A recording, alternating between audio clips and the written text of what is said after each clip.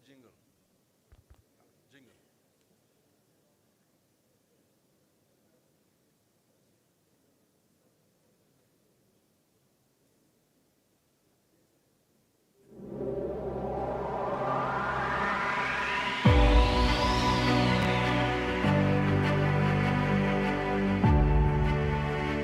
Chaque zone de l'UM6P est équipée d'un plan d'évacuation qui indique les sorties de secours et les gestes à tenir en cas d'urgence. Prenez votre temps de l'observer ou demandez de l'accompagnement par le staff organisateur de l'événement.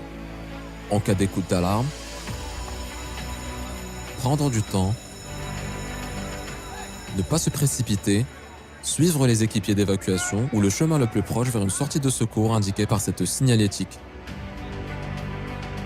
Ne pas utiliser l'ascenseur. Une fois dehors, se déplacer vers le point de rassemblement pour confirmer votre sécurité au responsable d'évacuation et ne pas quitter le point de rassemblement qu'après autorisation. Si vous êtes le premier à notifier une situation d'urgence au sein des lieux de l'événement, vous devez activer le système d'alarme en poussant sur les déclencheurs manuels. Nos équipes sont à votre disposition et vous souhaitent un excellent événement.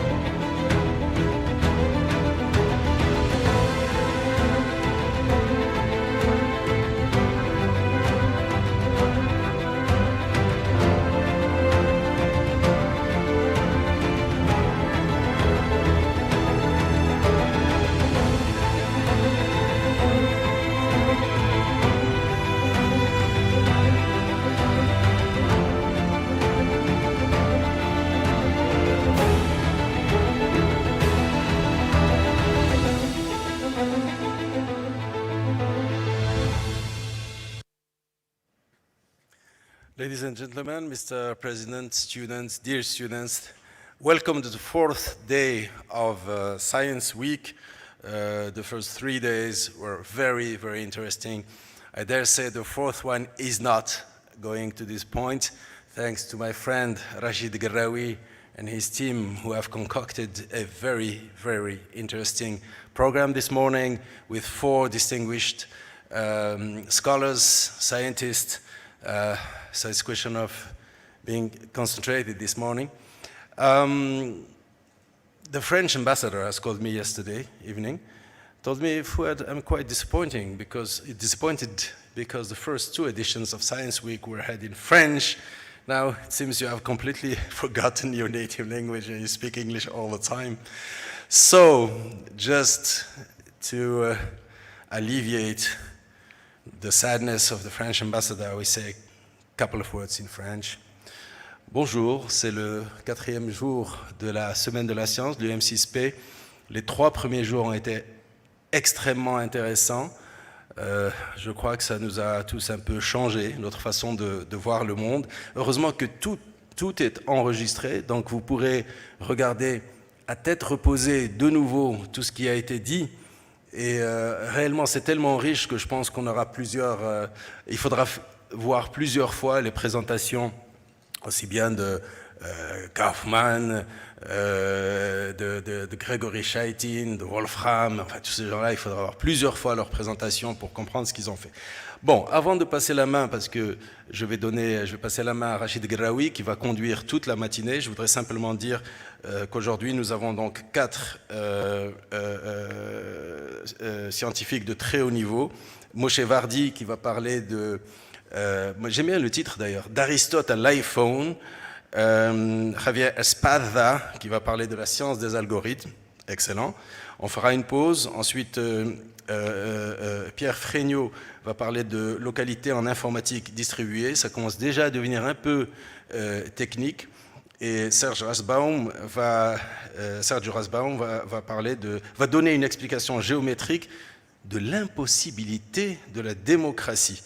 C'est-à-dire, on va vraiment finir la journée en beauté. Eh bien, without further ado, I give the floor to my colleague and dear friend, Rachid GUERRAOUI, who is the organizer of this half day. Rachid, it's yours.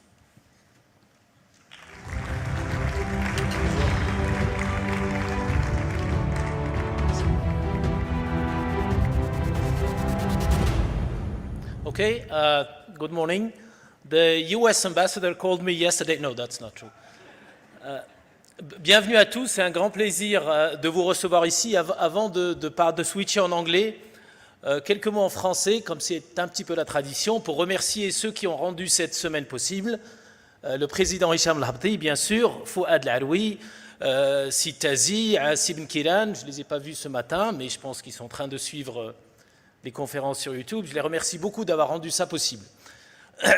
Aujourd'hui est la journée organisée par la Computer Science School. Certains d'entre vous n'ont jamais entendu parler de la Computer Science School de UM6P, et je vais vous dire en quelques mots ce que c'est. So what is the Computer Science School of UM6P? You probably have never heard about it. You heard about LeadX, I'm sure. Maybe you heard about 1337. Maybe you heard about Emin, but maybe not. You didn't hear about UM6P Computer Science School. So this is the best computer science school in Africa, inshallah, and soon one of the best in the world. So there are three components of this school. Sorry, besides the building, there is the faculty. So we managed to recruit a dozen faculty from all over the world, mainly Moroccan, but they used to work all over the world, so they decided to come back to Morocco and work in this university. So these are top-notch researchers in various aspects of computer science, from AI, machine learning, networking, cybersecurity, and so forth. And this is a very, very important asset that we managed to get. The second asset is the staff, the admin people, and we also are very blessed to have extremely good people. I would like to thank them for helping organizing this school in particular, and more generally for helping out with the university and the computer science school. Mouna, Asma, Zineb, Si Hassan, Si Asklou, Si Rachid, and we are blessed to have had Hisham Sharqawi as a director who boosted the undergrad school, and now to have Walid Daou as director. I think we rely on him to boost this school. I would like to really thank them for being here. The third component are the students. So we have three categories of students. The master students, so these are executive masters.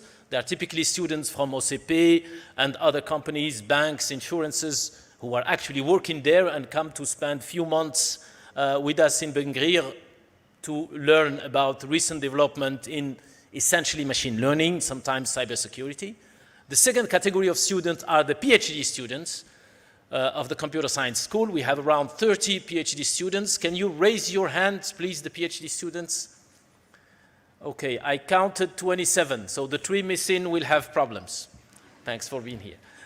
So these are students who graduated from the best engineering schools of Morocco and decided to come here to study computer science. So they work in various aspects that I mentioned with our professors. And the last category of students are the undergrads. Raise your hand, the undergrads. Okay, so thanks for coming. You didn't have a choice because I asked you to write a report in English, a report in French, and to register a video of explaining what you learned during this week. And I'm sure some of you hate me for this, because you might believe that you have more important things to do than listening to these people that you don't understand very often. And to be honest with you, I don't understand most of what they say as well. But it's important to be here, believe me. When you finish your engineering degree, inshallah, in 3 or 4 years, you will most probably not have a problem finding a job, because you are in the best computer science school in Africa and one of the best in the world. So you will have some tests to enter. And one of the tests could be about complexity. So now the test you will have to enter about complexity could be something like, what is the complexity of an algorithm that will enable you to determine if Walid is in the room or not? So assuming there are n people in the room, what is the complexity of finding whether Walid is in the room? And we know we can precisely answer that question since Turing invented the Turing machine and defined the notion of algorithm. So what is the complexity of the algorithm? Anybody can raise hands and tell me? So assume, yes, O of n. Thank you very much. Good. Why O of n? Because the typical algorithm is to come and start asking, what's your name? Oh, I'm Asma. Oh, it's not Walid. What's your name? I'm Hisham. I'm etc. until we get well to Walid. Okay? In the worst case, I will need to ask n questions. And n is the number of people in the room. So the complexity grows linearly with the number of people in the room. It's O of n.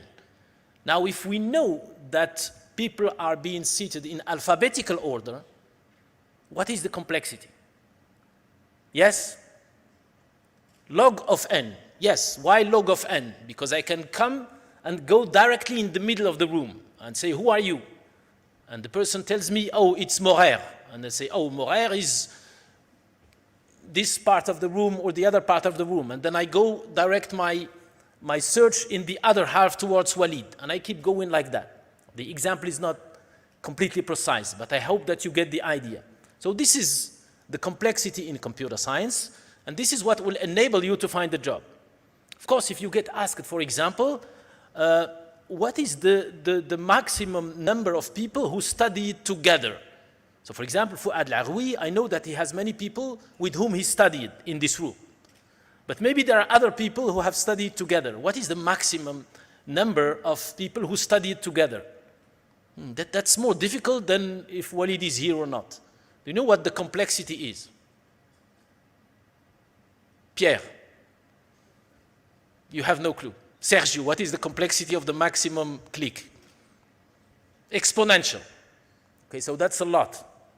Now, it's not actually exponential. It might be exponential because maybe there is a better algorithm. So if we find a better algorithm than exponential, then we would have solved maybe the most important question of the century, and P equals P.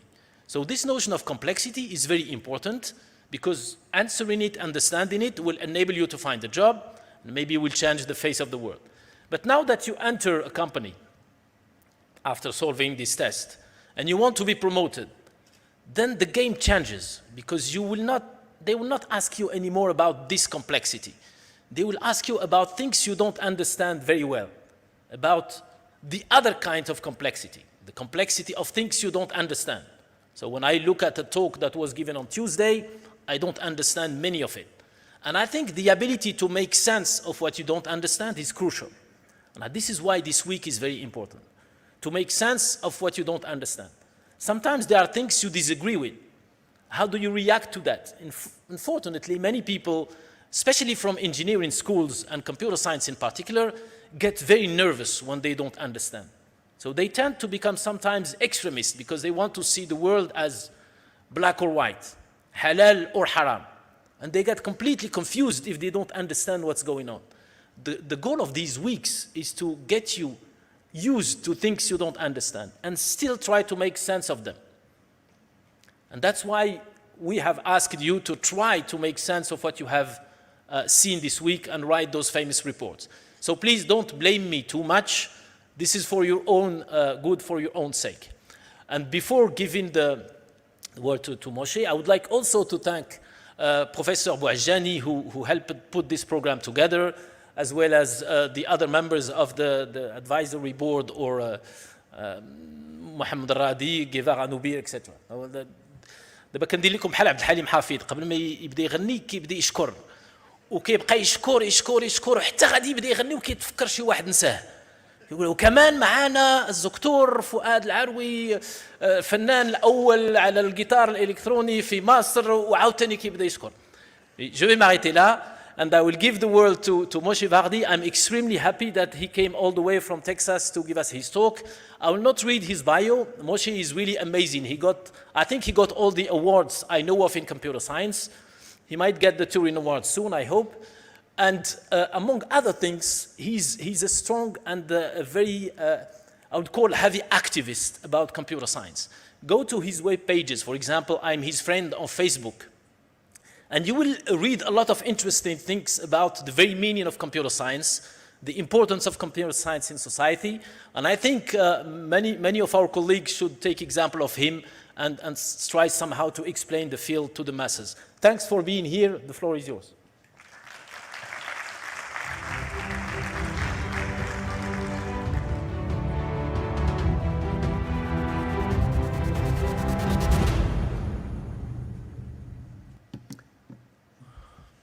Good morning. Bonjour. Sabah al-Khair. Thank you for inviting me to be here this morning. Everybody has one of these in their pockets, I assume. Do you know how many transistors you have today in a smartphone? More than 10 billion transistors. So these devices are incredibly complex. Yes, we take it for granted that we can use them and they would work well. It's actually an astounding engineering accomplishment. How did we get here? I will try to give you a little historical perspective. How did we get to this amazing accomplishment? And for this, we'll go back to Aristotle. So Aristotle wanted to know what is logic.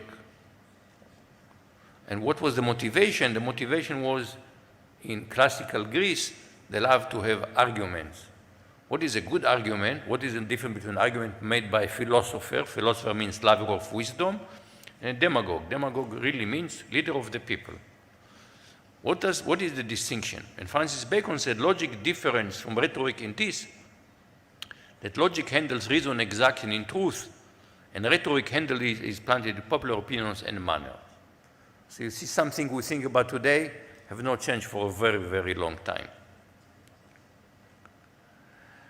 Aristotle came up with an astounding idea that truth comes out of form. And usually we dismiss the form. We think we have to go to the inside. But when you do reasoning, the shape of the form of the reasoning is important. So Aristotle invented what we call the syllogisms. All humans are mortal, all Greeks are human, therefore all Greeks are mortal. Yeah, we follow this is compelling argument. Now let's look at another one. All Bourgeois are Slavy, all Tovs are Bourgeois, therefore all Tovs are Slavy. Yeah, it's valid, even though you have no idea what is a Bourgeois, what is Slavy, you have never seen a Tov, yet this is a correct argument because of its form. That's why we talk about formal logic. The form is important. We talk about formulas. Form is important.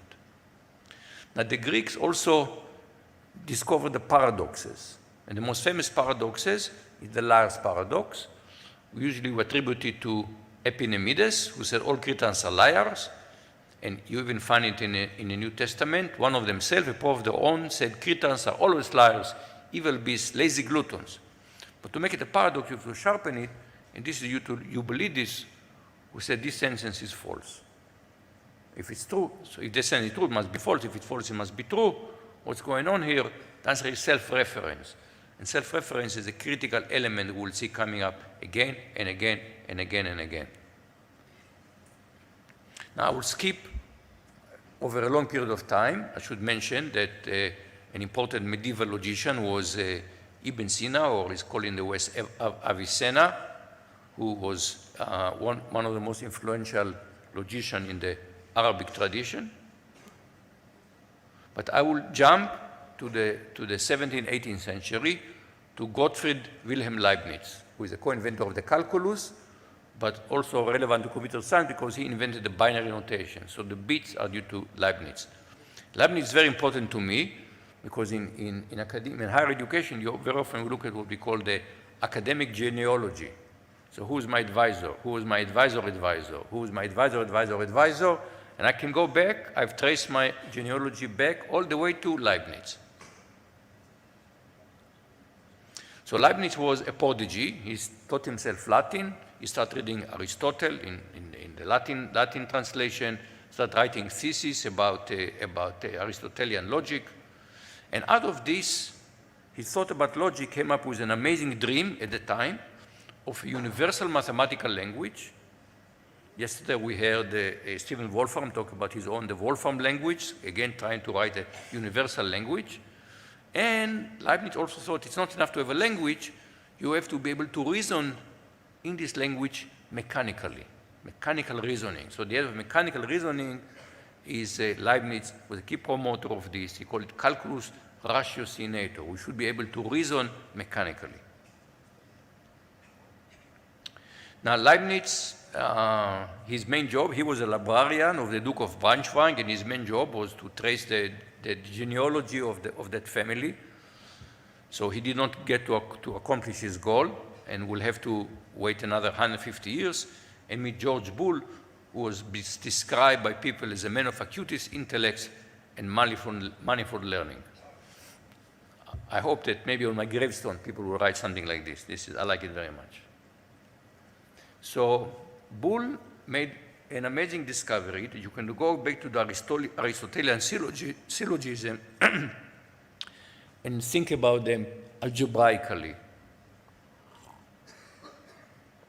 What does it mean? So we have the concept of logic of conjunction. You talk about white sheep. It's an object, it's both white and it's a sheep. So Boole says, well, what does it mean? We have a class of white things, we have a class of sheep things. You take their intersection, these are white sheep. And, and then he said further, this intersection can be viewed as a multiplication operation. And set union can be viewed as an addition operation. And we also have complementation, and that gives us what we call today Boolean algebra.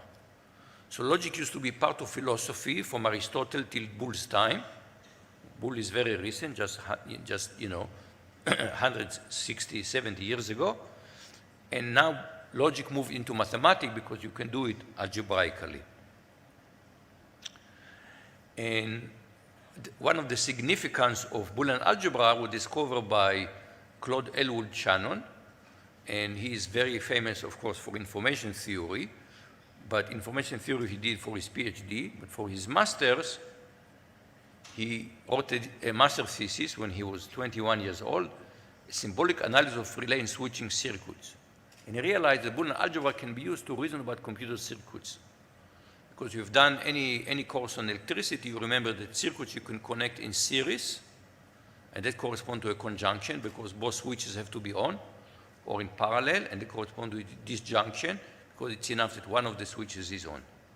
And so now we start to have a mathematical way of reasoning about computer circuits. This was described by Howard Gardner, possibly the most important, also the most famous master thesis of the century. Now, when we talk about mathematical logic, there are two ways to think about it. One is to bring mathematics into logic, and this is what Boole has done.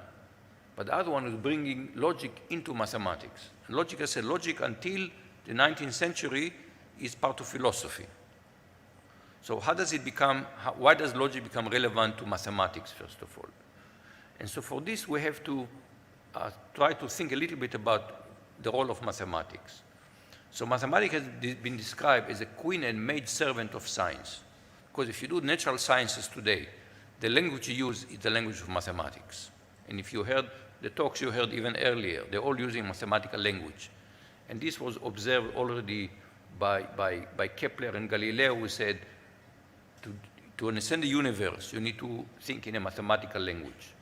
And so Eugene Wigner wrote a very famous article from 1960 on the unreasonable effectiveness of mathematics and natural sciences, and he basically argued that mathematics is the right language to talk about the natural world.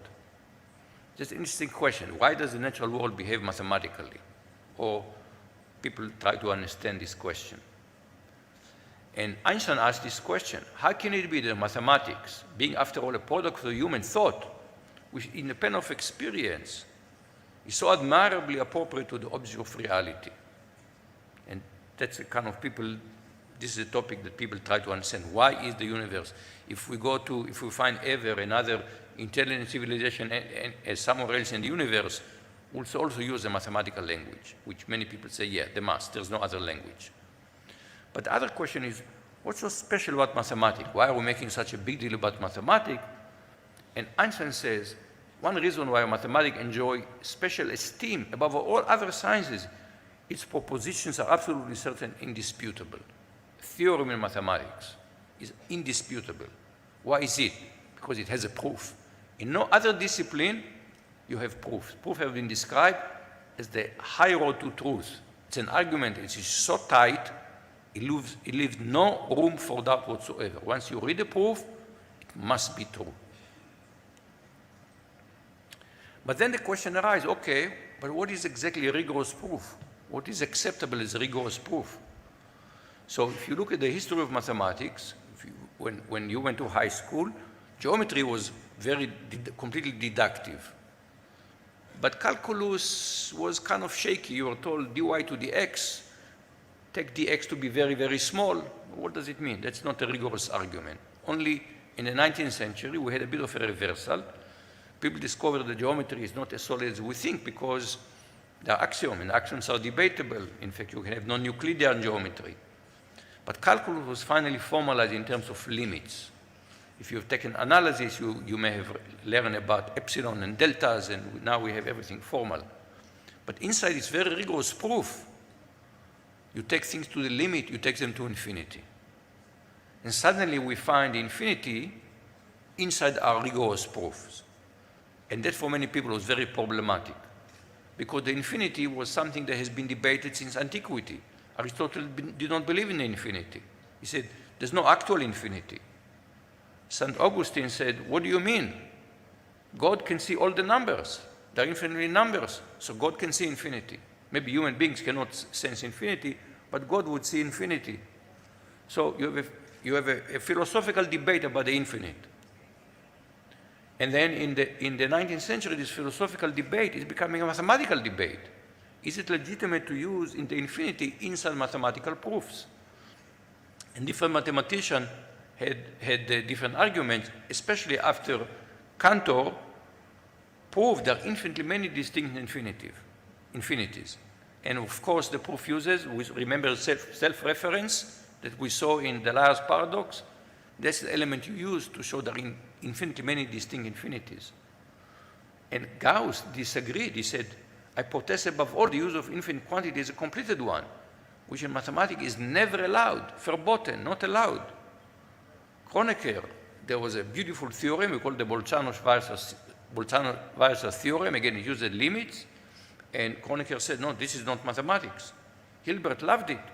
So this agreement between the mathematician whether the infinite has a room inside rigorous proofs in mathematics.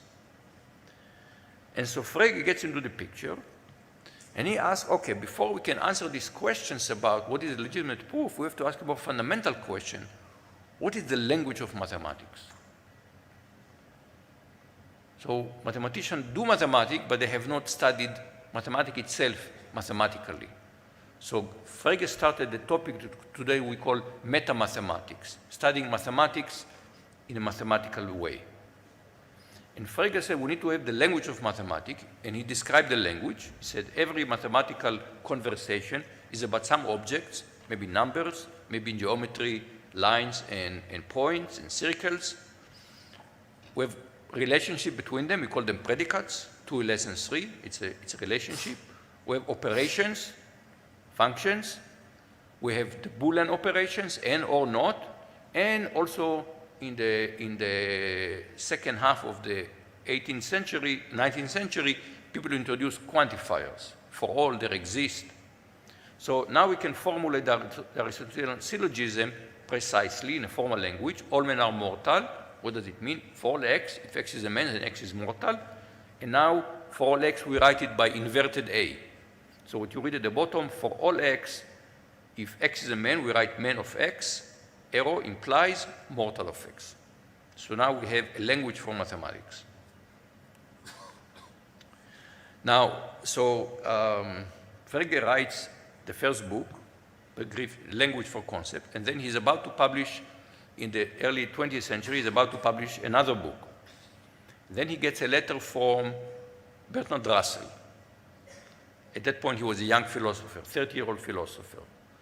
And the letter said, the beginning, very complimentary. I find myself in agreement with you in all essential. I find in your work discussion, distinction, and intuition that one seeks in vain in the work of other logicians. There's just one point where I've countered the difficulty. And that difficulty was really inconsistency in Frege's logical system. And Frege just sent his book to the publisher. So he had an appendix. An appendix says, everything you read until now is inconsistent. And he wrote, there's nothing worse can happen to a scientist than to have the foundation collapse just as the work is finished. I've been placed in this position by a letter of Mr. Bertrand Russell. So what did Russell found? Russell found that that the key element in Frege's treatment was the most fundamental object in mathematics is a collection of objects, what we call set. So today it's accepted that the foundation of mathematics is set theory is the foundation for mathematics. And Frege again used self-reference. Russell used self-reference.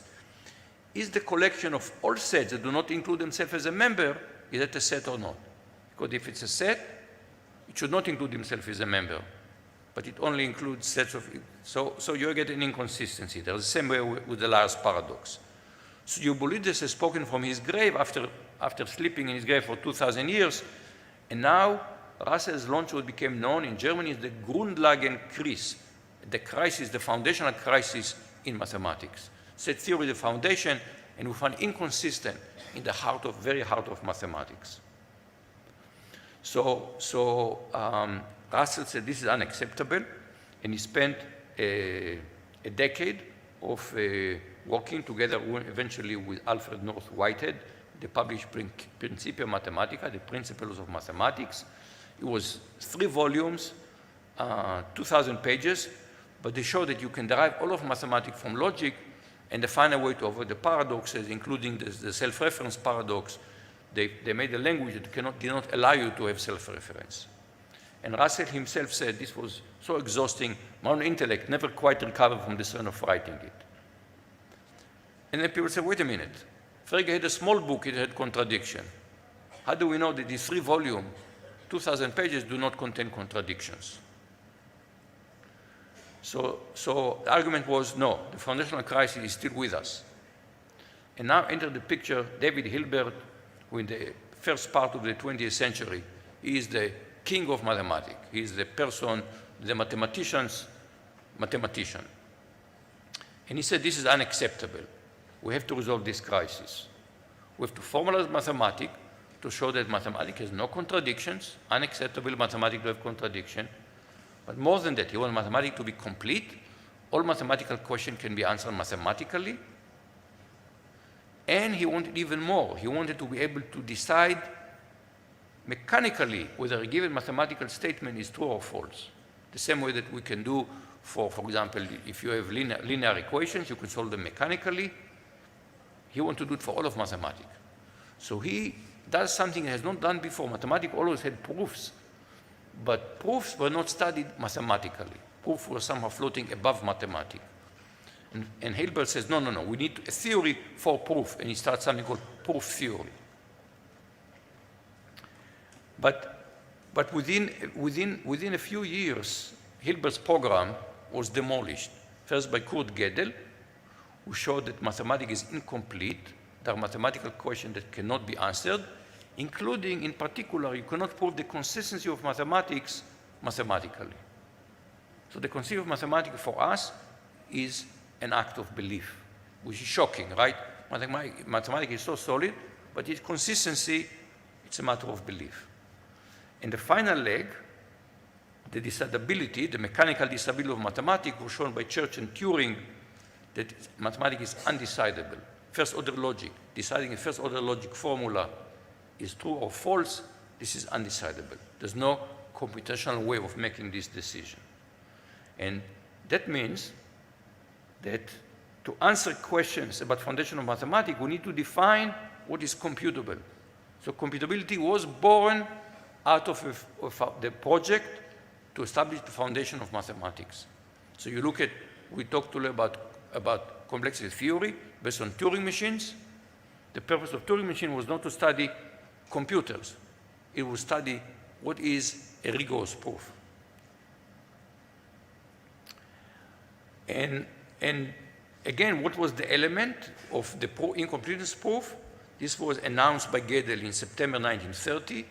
He said, one may in fact exhibit sentences which are also intentionally correct, meaning true, are not provable in a formal system of mathematics. What is the sentence?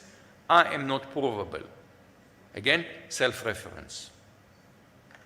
In that conference, there's another young mathematician called John von Neumann, and he's been working on the consistency of arithmetics, and realized that he was outcompeted by Gödel, so he said, no more logic, and he moved away from logic.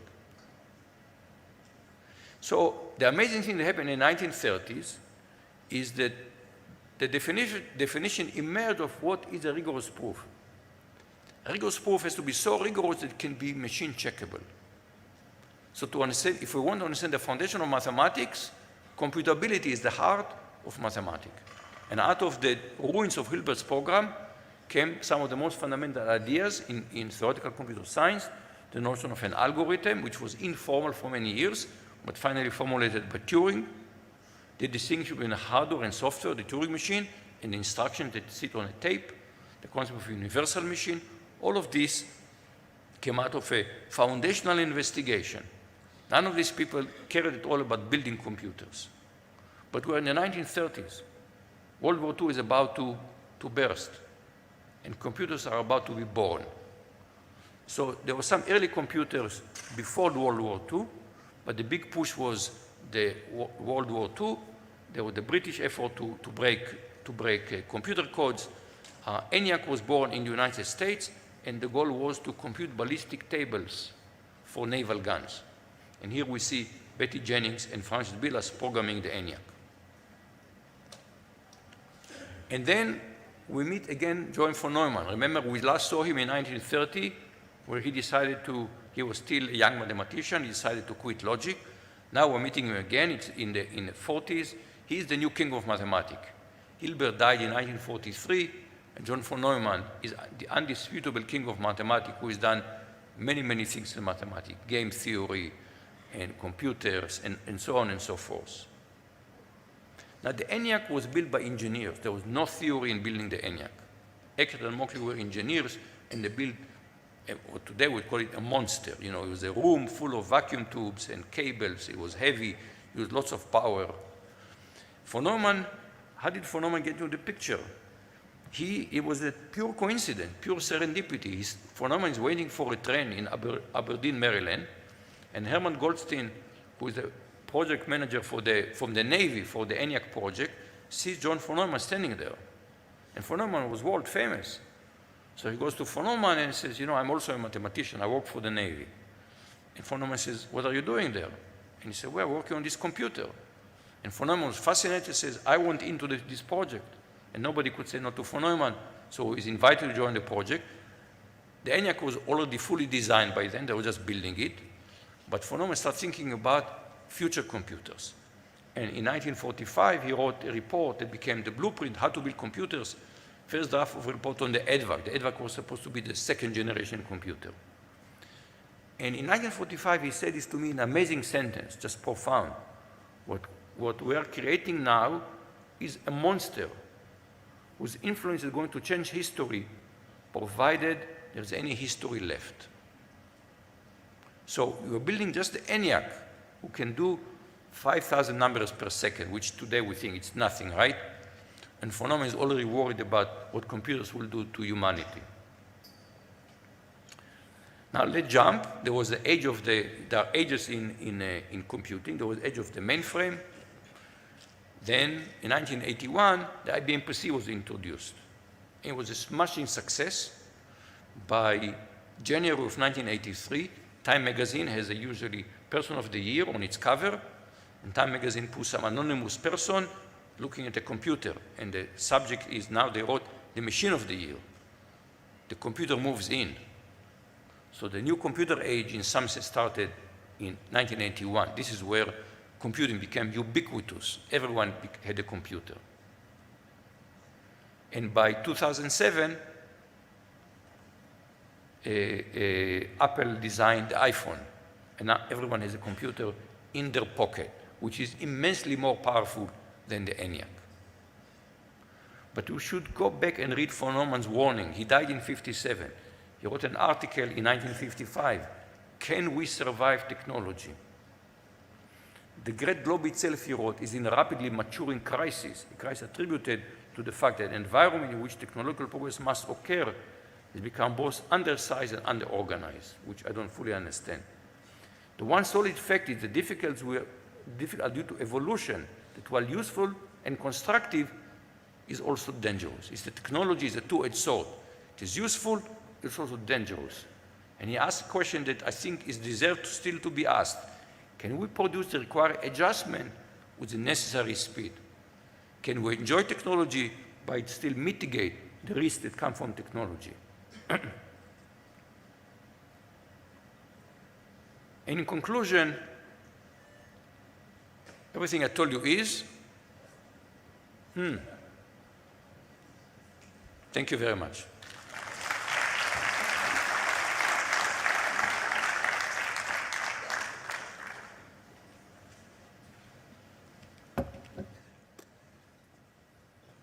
Thank you very much. I understood that there are no more online questions because of logistics reasons. So you might get some questions by email or through your Facebook page. I really suggest that you become friend of Moshe on Facebook. I think I learn a lot every day from his Facebook page. Thanks. And thank you very much for this amazing brief history of our field.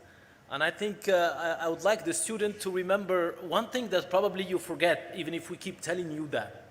We typically tell you that computer science is a mix of engineering and mathematics. And I think what Moshe reminded you today, that philosophy and logic is at the heart of your field. So please remember that philosophy is an important aspect of your studies. And if you don't get all the citations that were here, you can record, you can see the talk again. Thank you very much, Moshe. Thanks. My pleasure. So our next speaker, maybe I can invite him to come. Yes, he's here.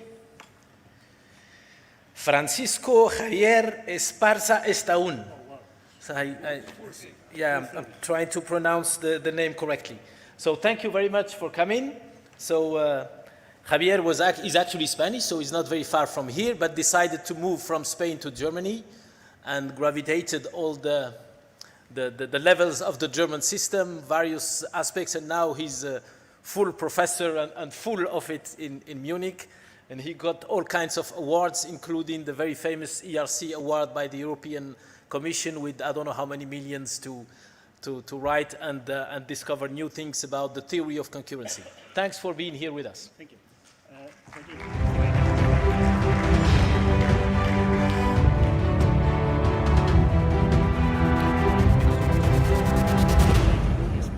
Is it possible to have a hand microphone?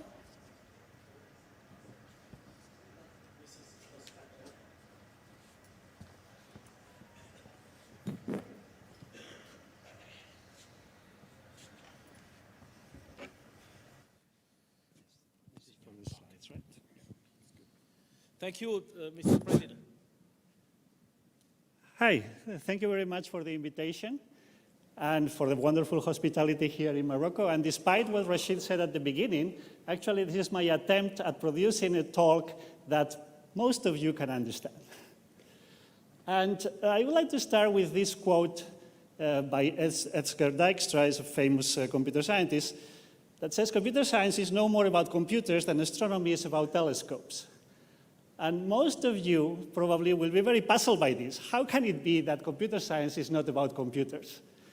But in order to understand what Dijkstra actually meant, maybe we should remember that, computer science, when the term was introduced in the 1960s, it was already actually relating to a field or baptizing a field, which is a combination of science and engineering. And kind of 40 years later, right today in 2023, computer science has become much, much larger, and both the scientific and the engineering fields have become much, much larger, but the engineering field has grown much faster than the scientific field. But for obvious reasons and for very good reasons, right? There are lots and lots of applications in computer science that we see everywhere, and now people from outside computer science, when they look inside, probably what they perceive most is the engineering part. But Dijkstra was actually referring to the scientific part, okay? And in that scientific part, it is actually really true that we don't care so much about computers as an end, but computers as a means to study something else. To study, telescopes are there to study the stars, and for us theoretical computer scientists, in a sense, The computers are there to study something else. And what is that something else? And that something else, my personal answer to that, maybe not everybody will agree, but my personal answer to that, and for example, famous colleagues like David Harrell will agree, we are there to study what? We are there to study algorithms and algorithmic problems. And what I would like to tell you today is a few very basic facts of the science of algorithms and algorithmic problems that I think everybody interested in complexity in whatever field should be aware of, should know. Our computer science students learn these facts, but actually they are maybe not as well known as they should be by other people. So let me start just by explaining one fact about algorithmic problems. I mean, at primary school, we all had to do with problems, we had to solve problems like this. Fatima wants to go to the market and wants to buy oranges, and you know, she wants to buy 3 kilos of oranges, and the price of a kilo is 6 dirhams. How much does she have to pay? And then as school kids, we identify that the operation that we have to apply here is multiplication. We compute 6 times 3, and we say the answer is 18 dirham. But that's not what I mean by an algorithmic problem. This is not an algorithmic problem. The algorithmic problem is give an algorithm to compute the total cost for any price and any number of kilos of oranges. Okay? So the idea is that if the number of oranges, the number of kilos is 3 and this 6 dirham per kilo, then the answer should be 18. But if you have this price and this number of kilograms, the answer should be that. And even in primary school, we learn that there is more than one algorithm for this question. Because that's a very fundamental difference between what you learn at the school, where you learn that essentially there is one solution for a problem, right? We have that in our minds.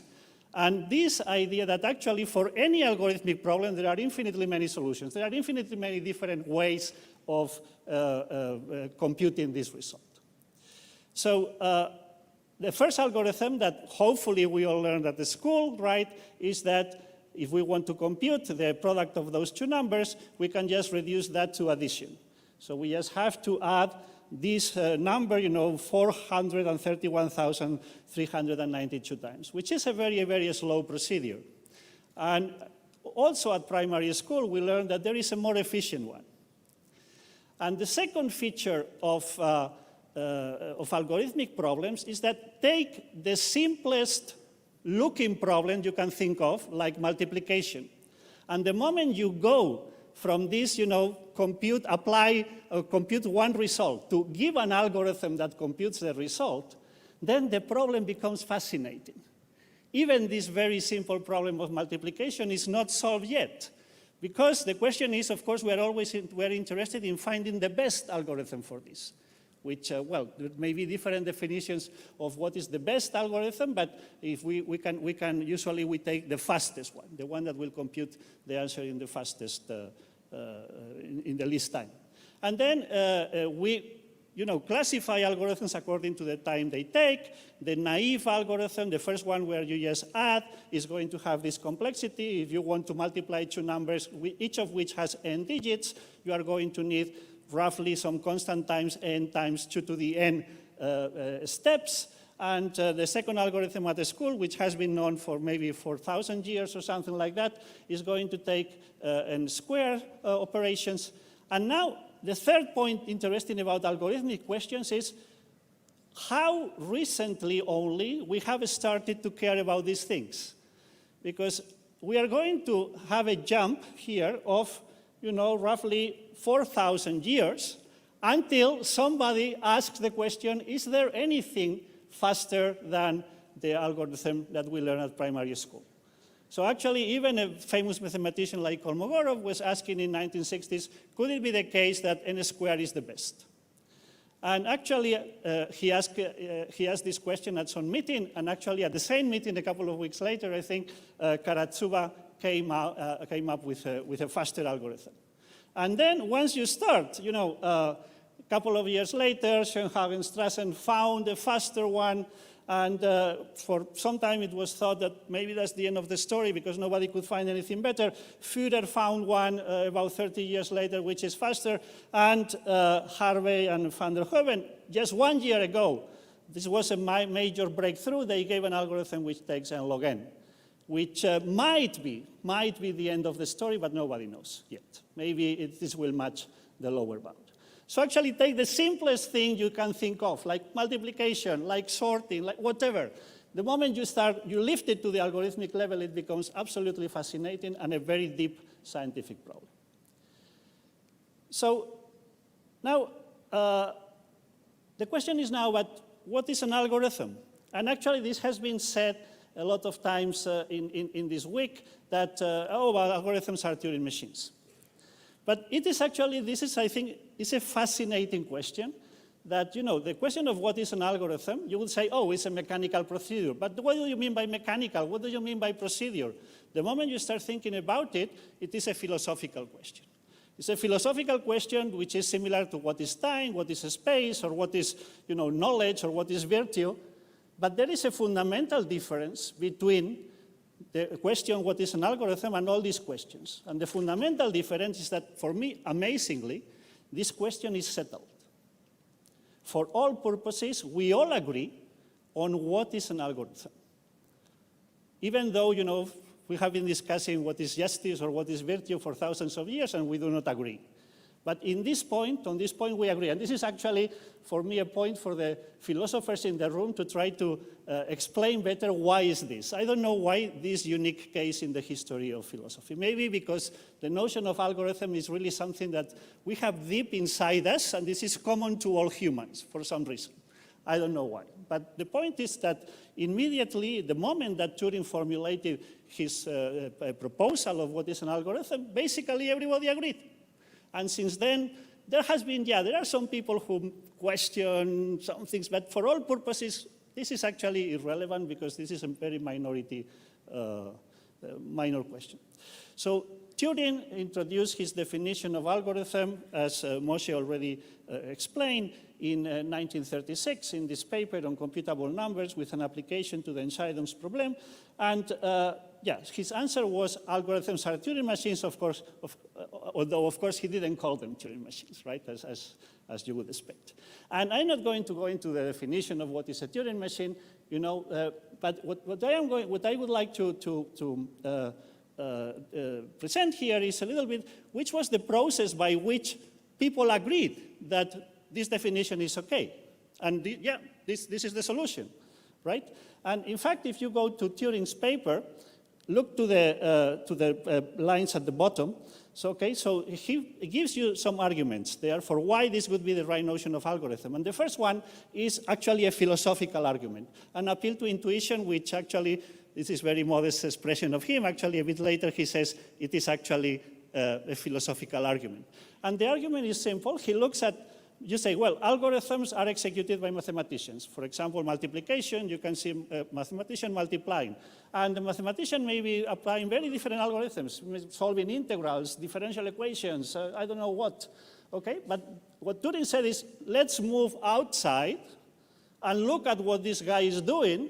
And whatever algorithm the guy is solving, the guy is just writing symbols on paper, according to some rules. And then the idea of the Turing machine is, let's then produce machines which can simulate what this guy is doing. Okay? And that was his philosophical argument, why whatever the mathematician will be doing, it will be reproducible in the Turing machine. But this was only part of the story. This philosophical argument would not have been enough.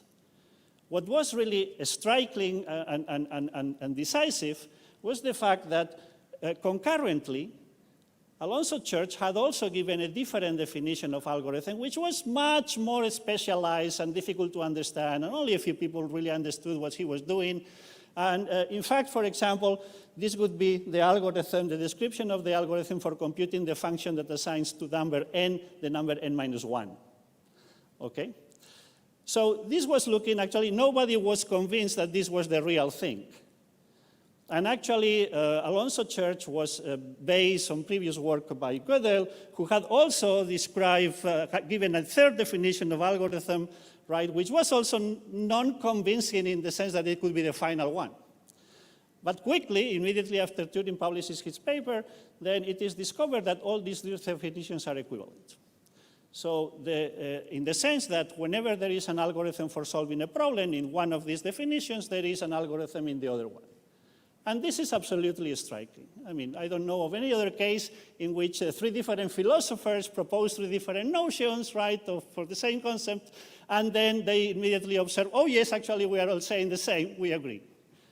And since then, you know, this is a list of many other definitions of algorithms, all of which are equivalent, in the sense that whenever there is a definition in any of these formalisms, there is a definition in any of them, right? If there is an algorithm for a problem in one of these formalisms, then there is an algorithm for the same problem in any of the others. So the nice thing is that immediate consequence, or an immediate consequence of having a formal definition of algorithm is that, as you probably know, this means that there are unsolvable problems. There are problems for which there is no algorithm. And for me, again, the striking thing is that this can be proven, you can solve this question just by thinking at home. In principle, you would think this depends on the technology you use. This depends on, what about quantum computers? What about whatever you can think of, right? But no, you can settle this question just by going home and thinking hard. And this question actually is settled by Georg Cantor. And something I like to tell my students is when Georg Cantor introduces his different concepts of infinity, which Moshe told about, yeah, this was even for the mathematicians of the time a completely esoteric question that was, had nothing to do with real mathematics. Actually, 10 years later, a consequence of Cantor's theorem is the fact that machines cannot solve all problems. And this is just 10 years, and then you have this fundamental result that is actually derivable directly from Cantor's theorem, because, it is very easy to see that, even though there are infinitely many problems and there are infinitely many algorithms, it is, thanks to Cantor, we know that actually these two infinities are different. And that actually one can, in a formal sense, say that there are many more problems than algorithms. There are many more problems than solutions. So there are many problems which have no solution. So, but now, you might still think, yeah, well, but I am not a computer scientist. Maybe all these unsolvable problems are very esoteric problems I don't care about and that I cannot understand. So, and in fact, for example, Turing's problem, the problem that Turing was interested in when he published his paper, this Entscheidungsproblem, is actually a problem that if you are not a computer scientist or a mathematician, it will take a while for you to understand this problem. And maybe you will say, well, it's not a problem I care much about, or it's not a problem I understand. And what is striking, another striking notion of the theory of the science of algorithms is that no, there are algorithmic problems which every 10-year-old can understand and which are unsolvable, for which there is no algorithm. And I think this is also a very important point to remember by everyone doing science these days. And for me, the best example is post-correspondence problem, which was introduced by Emil Post long before there were computers, right? And a post-correspondence problem is the following problem. So I give you a number of cards. In this case, there are 3 cards, right? The blue card, the yellow card, and the green card. And each card has 2 words on it. And in this case, they are words of 0s and 1s, but they could be words of a different alphabet. It doesn't matter, right? And now the question is whether there is a sequence of cards, whether I have arbitrarily many copies of each card, and the question is whether I can find a sequence of cards such that the word I read at the top and the word I read at the bottom coincide. So in fact, the answer for this instance of the problem is yes, okay? Because I can take one copy of the blue card, I can take another copy of the blue card, and then a copy of the green card, and then a copy of the yellow card, and a copy of the yellow card, and then I have already found a sequence where the answer, where the top word and the bottom word coincide. If I give you this other instance, then you can ask, is there a solution here or not? And actually, if you think a little bit about it, it's not difficult to see that there is no solution. And the reason is that you cannot even start, because the first symbol in any card is different at the top and at the bottom. You can, it's one is 1 and the other one is 0. And now what about this? So there is no solution here. And now what about this one? And actually, here you will have to think a little bit more. And actually, in this case, there is a solution, but the shortest solution has length 204. So actually, you will, a computer will actually compute this solution, will help you to compute this, right? But actually, the important thing, the fundamental fact, is this amazing fact that there is no algorithm which will solve this problem for you, will solve all instances of this problem for you. There is no algorithm which gets as input the cards and always terminates and answers, yes, there is a solution, or no, there is no solution. And this is a problem, of course, that you can explain to your 10-year-old nieces and nephews, right? And they will understand it. And despite that, you will know and notice that this is a mathematical theorem. It's not a question of we haven't found such an algorithm. We haven't, maybe will new technology with quantum computers will now find one. No, actually, we know for sure this is a mathematical theorem. It is not possible to find such an algorithm. So we say in technical jargon that the problem is undecidable, okay? Now you might think, okay, yes, but this is a toy game, right? Why should I care about putting cards, finding sequences of cards? The question is, are there real problems, problems that matter in practice, which are undecidable? And this is my favorite example, right? The blue screen of death problem, something that probably you have all come across in some, when playing with computers. And the question is very simple, right? You have written a program, and what you want to know is, if I run my program now, will this happen? Will I see this blue screen of death? And computer scientists know very well, right, that this problem is undecidable, and actually that's why I can earn my salary as a professor, because I work on trying to find solutions to overcome this question. So this, again, a mathematical theorem, and it doesn't matter which is the programming language you are working on, and people say, oh, but with quantum computers, and maybe with machine learning now. No, it doesn't matter, right? It doesn't matter. It's a mathematical theorem. Your neural network will not be able to solve this problem. Of course, it may be the case that your neural network solves many useful instances of this problem, but it will not be able to solve them all. Maybe children will immediately, if the moment they understand this, children will immediately ask you, but is the decidability of a problem decidable? Okay? And the answer is no. So again, another problem that is undecidable. Let me skip the next thing. Let me skip that. And the next point, of course, is problems with high complexity, which in technical jargon in computer science means that, okay, these problems are decidable, so in a sense they are less complex than the undecidable ones, right?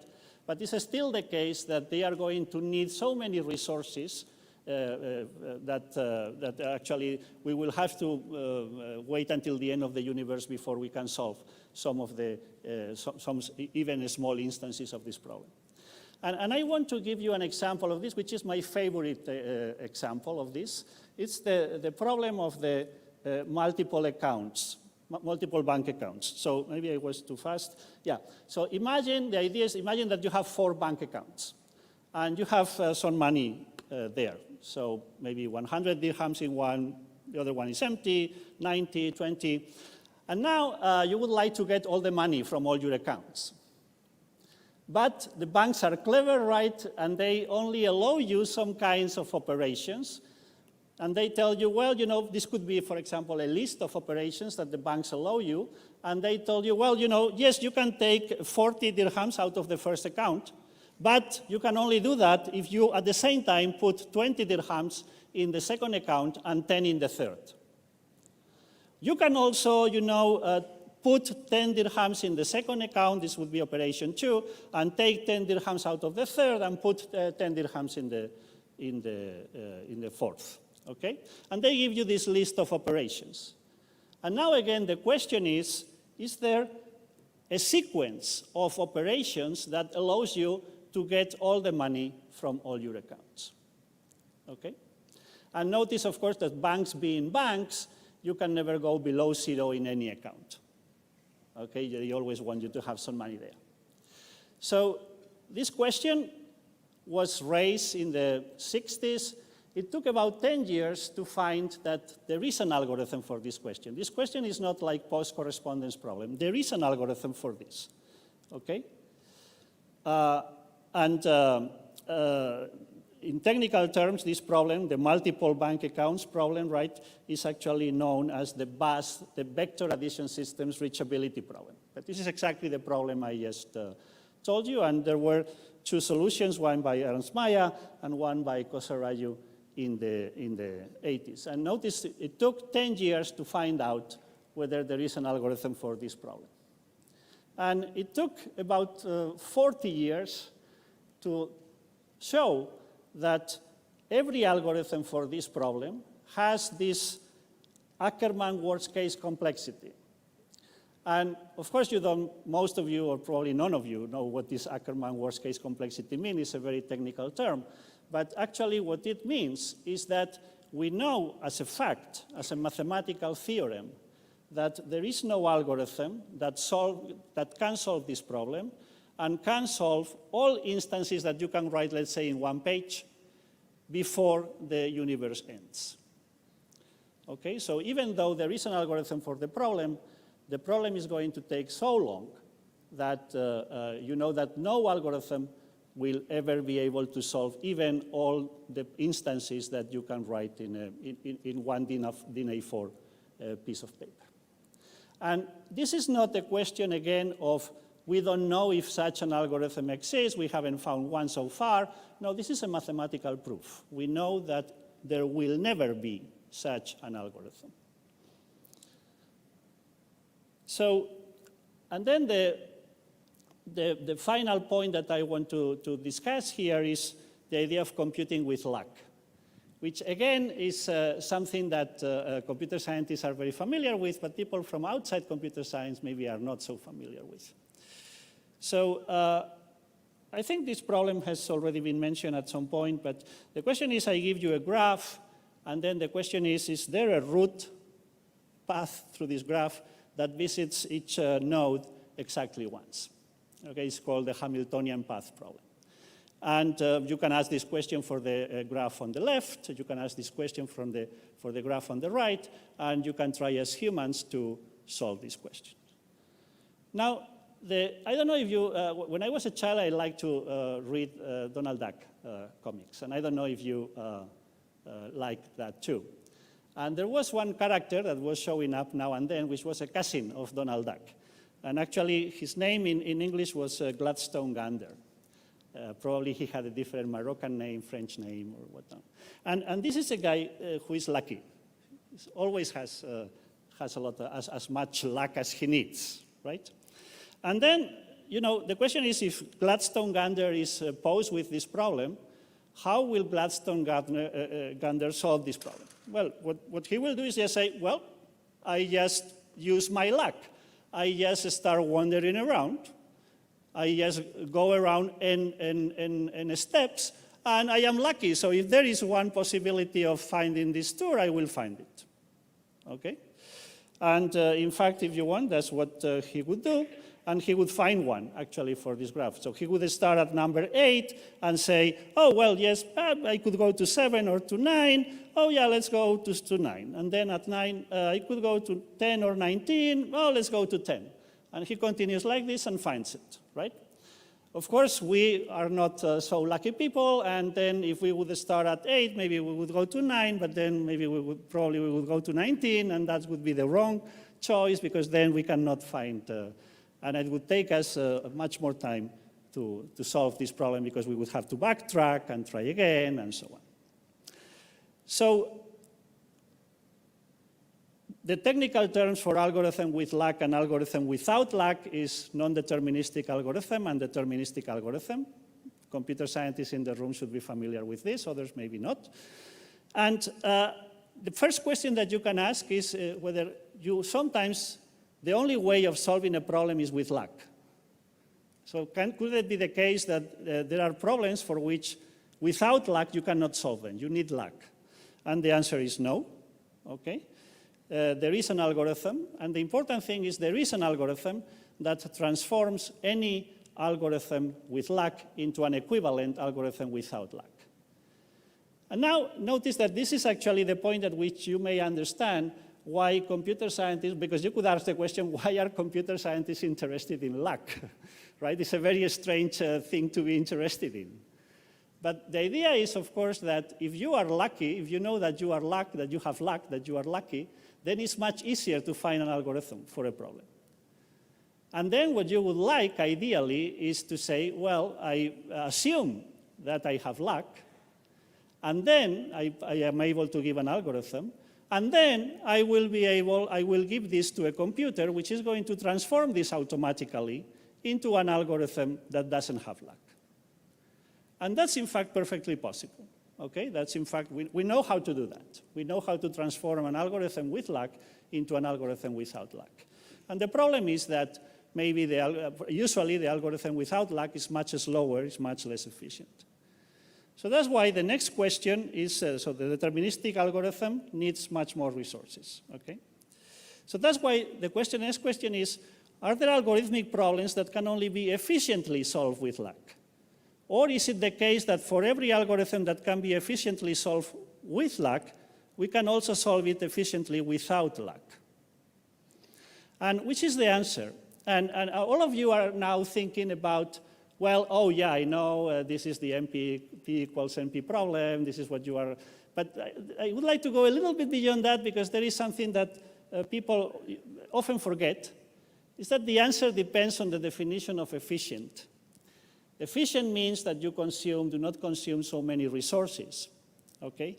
And in fact, if the resource you are thinking about is time, then indeed, if efficient means fast, and you are thinking about polynomial time, which is, well, fast means something like polynomial time, which is a technical term, right, to use in computer science, then nobody knows, indeed. And this question is the famous P equals NP question, about which I might have said something if I had known that Avi Wittgerson was not going to speak here, because Avi Wittgerson was going to offer a talk on precisely this question.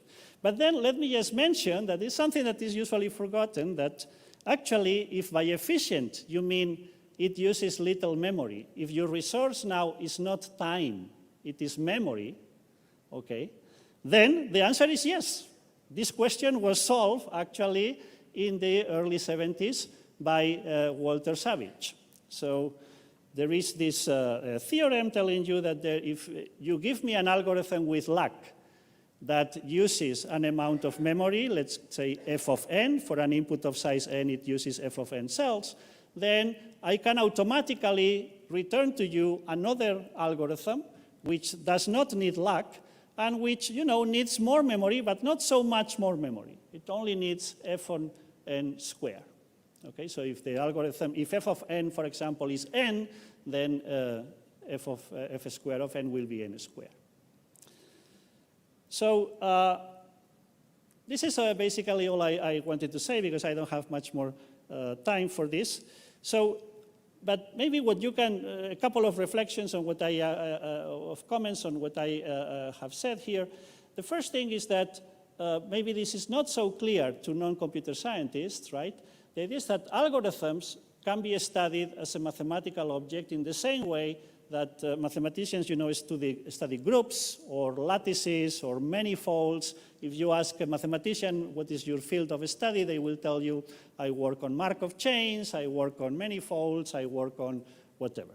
Okay? And then another topic on which you can work as a mathematician is algorithms. These are mathematical objects. Second is that, this kind of scientific approach to complements the engineering approach, right? So engineers, computer engineers, of course, worry about their task is to produce faster computers and faster routers and faster displays and more efficient all kinds of devices. But, you know, they need also this more detached view from technology, which is the algorithmic, the study of pure algorithmics, independently of how they are going to be implemented. And maybe yes, with a little theme for something to discuss if you are a computer scientist. And what I observe is that it is more and more often the case that the students that start studying computer science, they are actually, their mental view is that of computer engineering, okay? And, you know, you know, at the beginning of the 19th century, so actually Napoleon institutionalized the distinction between science and engineering by founding the Grande École of Engineering in France. And at that moment, then it was clear that you have people who are interested in engineering, you have people who are interested in science. It's clear that they have different goals. It's clear that their goals are complementary. It's clear that they need each other. And in computer science, now it's a little bit chaotic, right? So the computer engineers sometimes have the impression, oh, what are these guys doing here? or why are these guys in our same faculty? They seem to be talking about very strange things. And the computer scientists say, oh, these boring guys who are only worrying about machines. So I don't know, maybe at some point we will, in the future will tell, maybe at some point in the future we will observe also that there is a split. And the boundaries and the approaches will become then a bit more clear, which might be maybe a bit more profitable for computer science. And that's all. Thank you very much.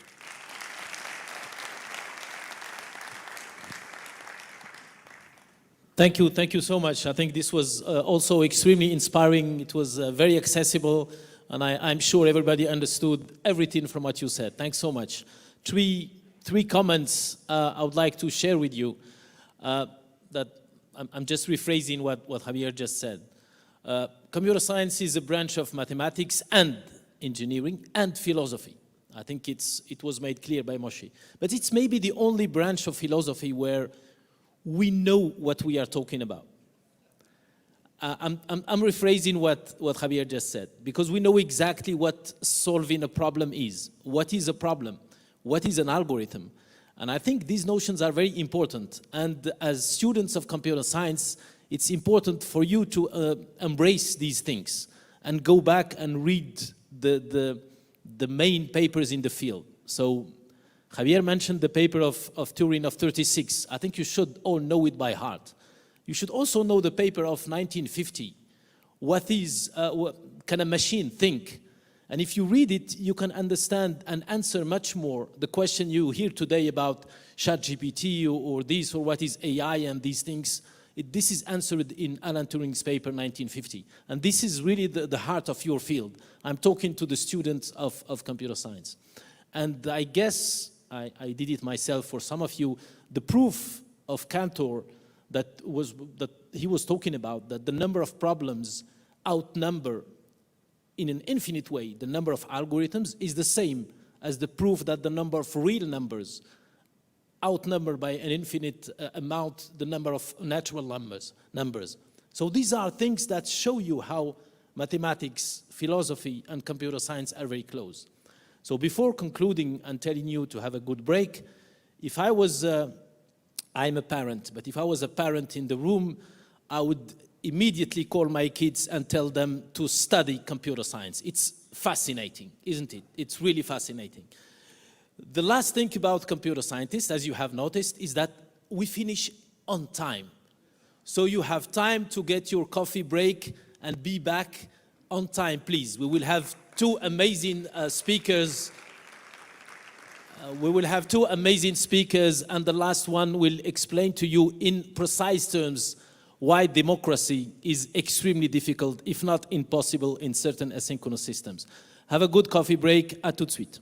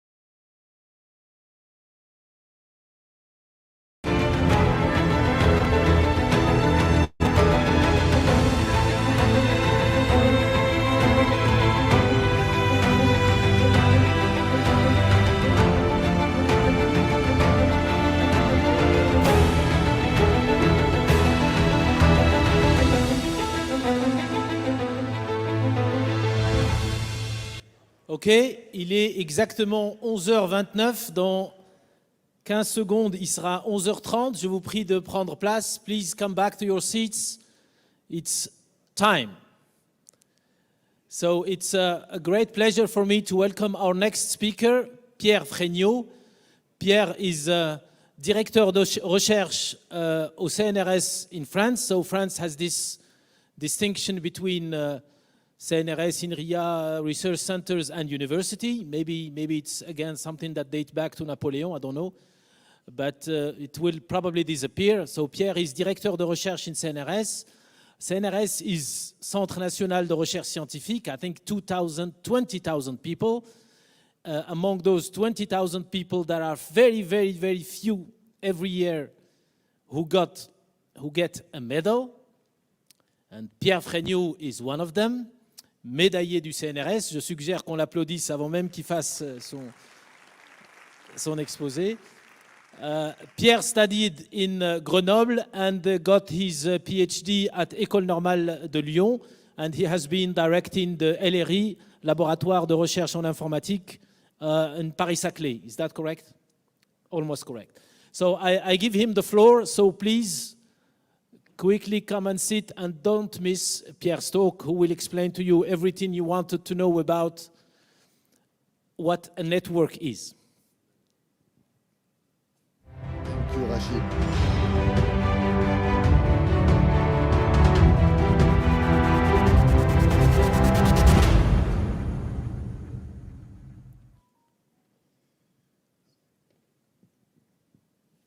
Okay, thank you very much. I need the little button. Here it is, the button. This is this. Yes. Okay, so thank you very much. Thank you, Rachid, for the introduction. Just one comment. It's not Napoleon who created CNRS. It's due to Charles de Gaulle. So you see it's this type of, our two main guys are showing up in this conference. What I want to do today, I want just to tell you a little bit about the notion of locality in distributed computing and the fact that locality has very different aspects. And it's not only a notion of distance between individuals or between processes or between whatever is computing in a system, but it can be viewed from different perspectives. So, but before doing this, as opposed to what was said in the morning, I hope it will not be technical. We will mostly do a game during this presentation. So, locality, as you know, it's the notion of time and space, how long it takes for an information to come from one place to another. So let's say from the red points here to the blue points. And of course, in physics, we are limited by the speed of light, so it will take a certain time until the information reaches the blue point. In distributed system, there is also this notion of locality. It could be physical. So for instance, here on the left, top left, it's internet. Here it's a data center, and there is a notion of locality. But also in your computer, usually computers are multi-core, so you have many little processors that compose together one chip and one computing unit in your computer. And also here we have some notion of locality that I will mention a little bit at the end of the talk. But to start with, I want to do a little game to show you that locality is a subtle notion. And then we will come up later with this problem of locality, even in system when there is no notion of distances. Okay, so here is the game. I named this game as the Moroccan restaurant game. So it's a very, very simple game. It's a game between two players, and you can play this game next time you go to a restaurant with your husband, your wife, your friend, whatever. You must be two people. So in this restaurant, the owner of the restaurant offers you the meal if you win the game. So there is no point of refusing playing the game, apart from the fact that you will be seated by yourself and not with your companion. So for instance, here there is Amina and Basim. They came to the restaurant, and they are seated in two different places in the restaurant. far away from each other. And not only that, they are separated by a wall. They cannot communicate at all between them. And of course, the cellular phones are forbidden. I mean, no way you can communicate. So they are at two different parts. Now, in this restaurant, there is a particularity that there is no menu, but the waiter comes and offers and proposes you something. And then, depending on what the waiter proposes, you may accept or reject, or you may accept the meal or take another meal. So essentially, the waiter here proposes either tagine or couscous. So what does it mean? It means that to each of the two players here, Amina and Basim, the waiter will come, and for instance, will come to Amina and say, okay, I offer you tagine. And then the waiter will come to Basim and say, I offer you couscous. And then the players, Amina and Basim, they may accept or not the proposal, which means that if Amina is proposed tagine, she may take the tagine, or she may say, no, no, no, I take the couscous. And same thing for Basim. Now, the point is that there is a strict rule on what should be the choices of Amina and Basim. And the rule is as follows. So we have to take a little bit of time to understand this rule. It looks stupid, but let's focus a little bit. If Amina and Basim are both proposed the same meal, and actually in this case, couscous. If Amina and Basim are both proposed couscous by the waiter, again, the waiter came to Amina and to Basim separately. He proposed, so if the waiter proposed to Amina couscous and also proposed to Basim couscous, then one and only one of them should accept the couscous, and the other one should take the tagine. It doesn't matter if it's Amina who takes the couscous and Basim the tagine, or Amina the tagine and Basim the couscous, but one and only one of them should accept the couscous. And otherwise, which means that if Amina and Basim are proposed, either they are both proposed tagine, or one of them is proposed tagine and the other one is proposed couscous, then in this case, they must order the same meal. Either they both order couscous, or they both order tagine. Okay, it's a little bit a mess, this game, but that's the rule. Okay, so again, let's do it slowly.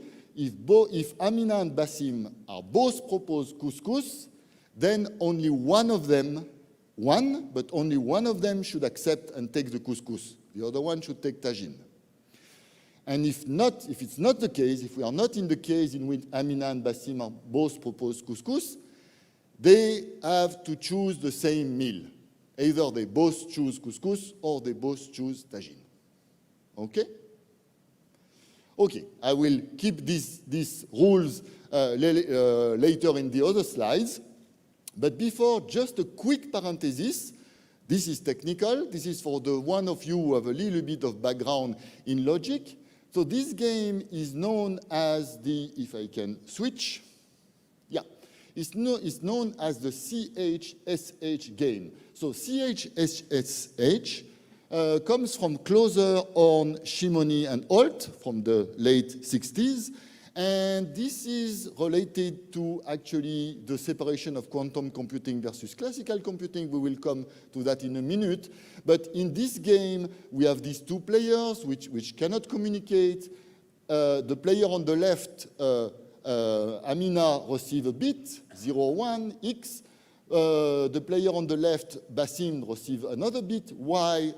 And they should each produce another bit, A and B, respectively. They don't talk to each other.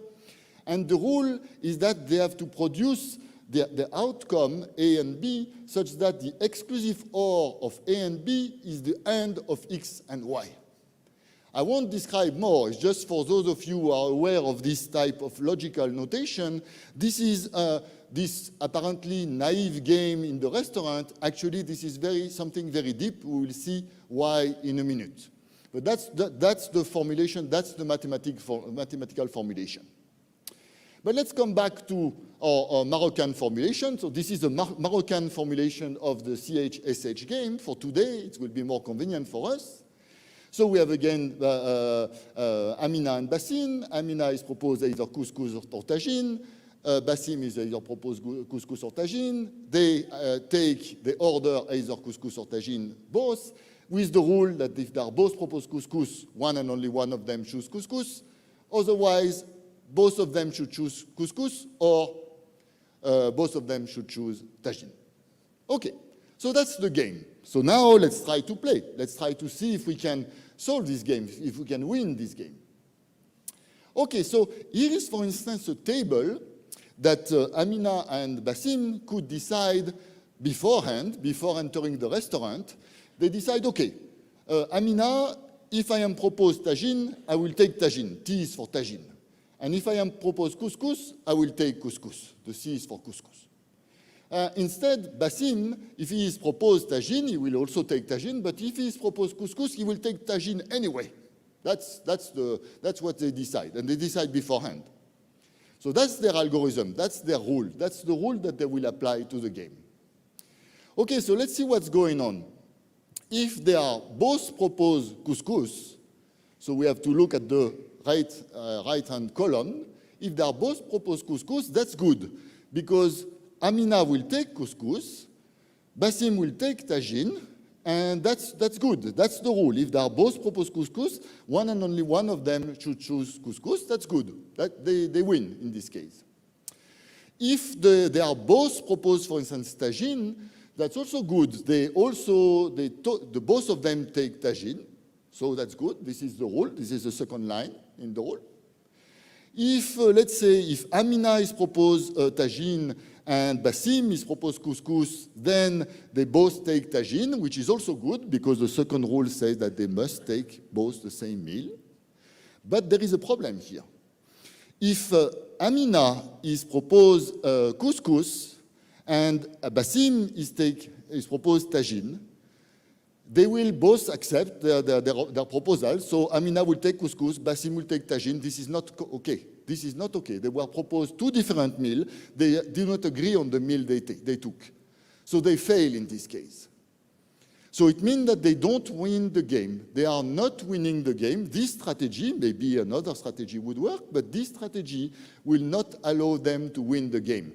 They will win for some combination, but there is an offer in which they will always lose.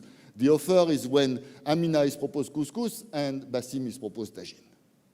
So this is an example in this table that they will fail. They will not win the game. So maybe you would say, okay, maybe Basim should also take couscous when he is proposed couscous. You should, in fact, you will never succeed. For every such strategy that the two players or two players, Amina and Basim, would choose, in any case, there will be always one combination for which they will lose. So we say that this game is not solvable deterministically. We already heard this term deterministic in the previous talk. So this is an example of a deterministic strategy. Here we call more about strategy than algorithm. So this strategy represented in this table doesn't work. No strategy actually can work. Deterministically, it's impossible. Okay, that's bad. But we can do a little bit better. So what can do Amina and Basim? They can try to use sources of randomness. So what is randomness? Okay, what is randomness is a very, very philosophical question, and I won't answer this question here. But here for us, randomness will be just using coins, flipping the coins, and depending if it's head or face, taking different decisions. So we assume that Amina and Tagine, not only they agree beforehand about the strategy that they will use, they also have each of them as his and her private coins. So Amina has a private coin, one or many coins, that she will flip so that to get some random input. And on his side, Basim will do the same with his coins. Now the question is, can they win the game using these coins? They will not win the game. Now it becomes a randomized process. It's like when you play lotteries. I mean, the question is, what is their chance of winning the game? What we have seen when it was deterministic, we have seen that there was, for every strategy, there was always a combination of offer by the waiter that they will lose systematically. Here we want to avoid this. We want that at least we have a good probability to win for each possible input, each possible offer from the waiter. So let's see what they could do. Well, there is a simple strategy they could do. Let's say one strategy would be Amina systematically accept the proposal of the waiter. If the waiter proposed tagine, she takes tagine. If the waiter proposed couscous, she takes couscous. Always. So she doesn't care, she doesn't use randomization. Her strategy is very, very simple, accept the proposal. For Basim, however, actually it's like if he ignored the proposal. He just flipped the coin. If the coin is head, he takes tagine. If the coin is tail, he takes couscous. So it means that the waiter can tell whatever he wants, can offer whatever he wants. Basim will just flip his coin and take the meal and order the meal according to the outcome of these coins. So what is the result of this strategy? Well, for Amina, she will always take what she is offered. Now, for Basim, what is the probability of being correct? Well, if it is the case in which they were both proposed couscous, Amina would take couscous because she always accepts, and Basim will flip the coin with probability 1/2. He will take couscous, so he will win with probability 1/2. And if in the second case, if they are not both of them proposed couscous, then Amina will always take the meal she is proposed, and Basim will flip his coin, and with probability 1/2, it will take the same meal as Amina or a different meal from Amina. So he will also win the second bullet here with probability 1/2. So by doing randomization, they will be correct with probability 1/2. That's not so bad. It means that for half of the time when they go to this restaurant, they will not pay because they will win. So that's good. So is it the best we can do? The answer is yes. If we have what we call here private randomness, because each one of the two players is using its own sources of randomization, I mean its own sources of randomness, each one is using its private coins, then in this case we can do some computation. It's not difficult to see that you cannot do better than 1/2. Okay, so that's already not so bad compared to before. Deterministically it was hopeless. With randomization, they win with probability 1/2. They can do a little bit better by using a shared sources of randomness. Okay, so what does it mean? It means that instead of flipping their own coin on each on their side, I mean privately, they will ask the waiter, please, I mean, flip the coins yourself and show us the outcome. So the waiter will flip the coin, show the outcome to Amina, and then go to Basim and show the outcome of the flipping to Basim. So it means that there is still randomization. I mean, the coins are flipped with probability 1/2 to be tail, 1/2 to be head. But now it's a common source of randomization. They see the same thing. They don't talk to each other, and there is no communication. It's just that they receive as part also of, not only they are proposed something by the waiter, but also at, let's say, at the beginning, they are also shown the outcome of the random coins. And they see the same thing. So what can they do with this? They can do much better. So I will just tell you a little bit how. I mean, think about this game. This game is essentially, there was a table. I show you a table at the beginning. There were 4 choices. There were, for Amina, there was what she does when she's proposed tagine, what she does when she's proposed couscous. And for Basim, it was also 2 possibilities. So in total, there were 4 possibilities. In fact, it gives 4 variables in equation that we call these things variables. And if you look at the equation, if you formalize these two bullets at the bottom of the slides, if you formalize them, you will also find 4 equations. So you have a system of 4 equations with 4 variables. And in fact, you cannot solve this system. This is why it's not solvable deterministically. But if you remove any one of these equations, which correspond to one possible input of the waiter, if you remove any one, then the system becomes solvable. So it means that you have we have 3 chances out of 4 to keep in the equation that correspond to the actual offer you were given. So the probability of winning the game, in this case, is actually 3/4.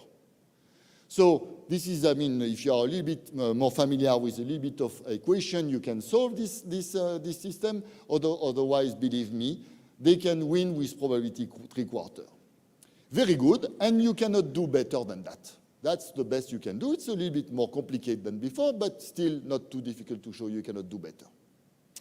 Okay, that's good now. Huh? They can go to restaurant and with probability 3/4 they win. Could they do better? And yes, they could do better.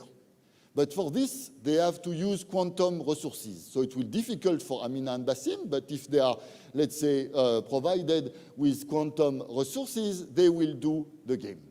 So now instead of coins, instead of these coins that you flip, this will be that you can assume that they have some kind of, they share some entangled particles at the beginning, that they are in entangled quantum state.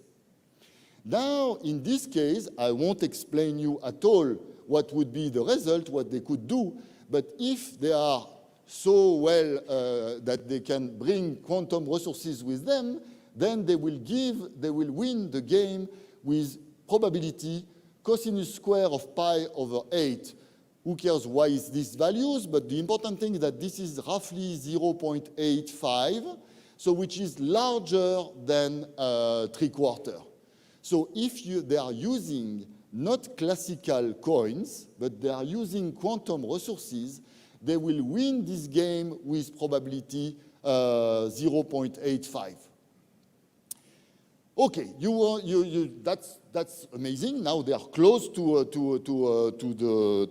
really win almost all the time. Could they do better? Okay, now it becomes much more complicated. And actually, it depends on in which world are we living. And in fact, this game, which looks very naive, that's kind of the core, it's the essence of the experiments that were used to demonstrate that we are living in the quantum world. It's maybe too much to say that, but that we are not living in the classical world.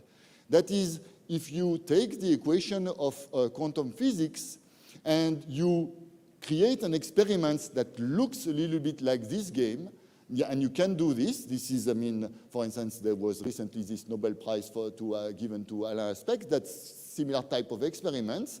It's not easy to do, of course, such an experiment, but you can do an experiment that demonstrates that, in fact, in reality, in our world, the game is won with probability cosinus square of pi over 8. It's amazing how precise it fits with the prediction of quantum physics.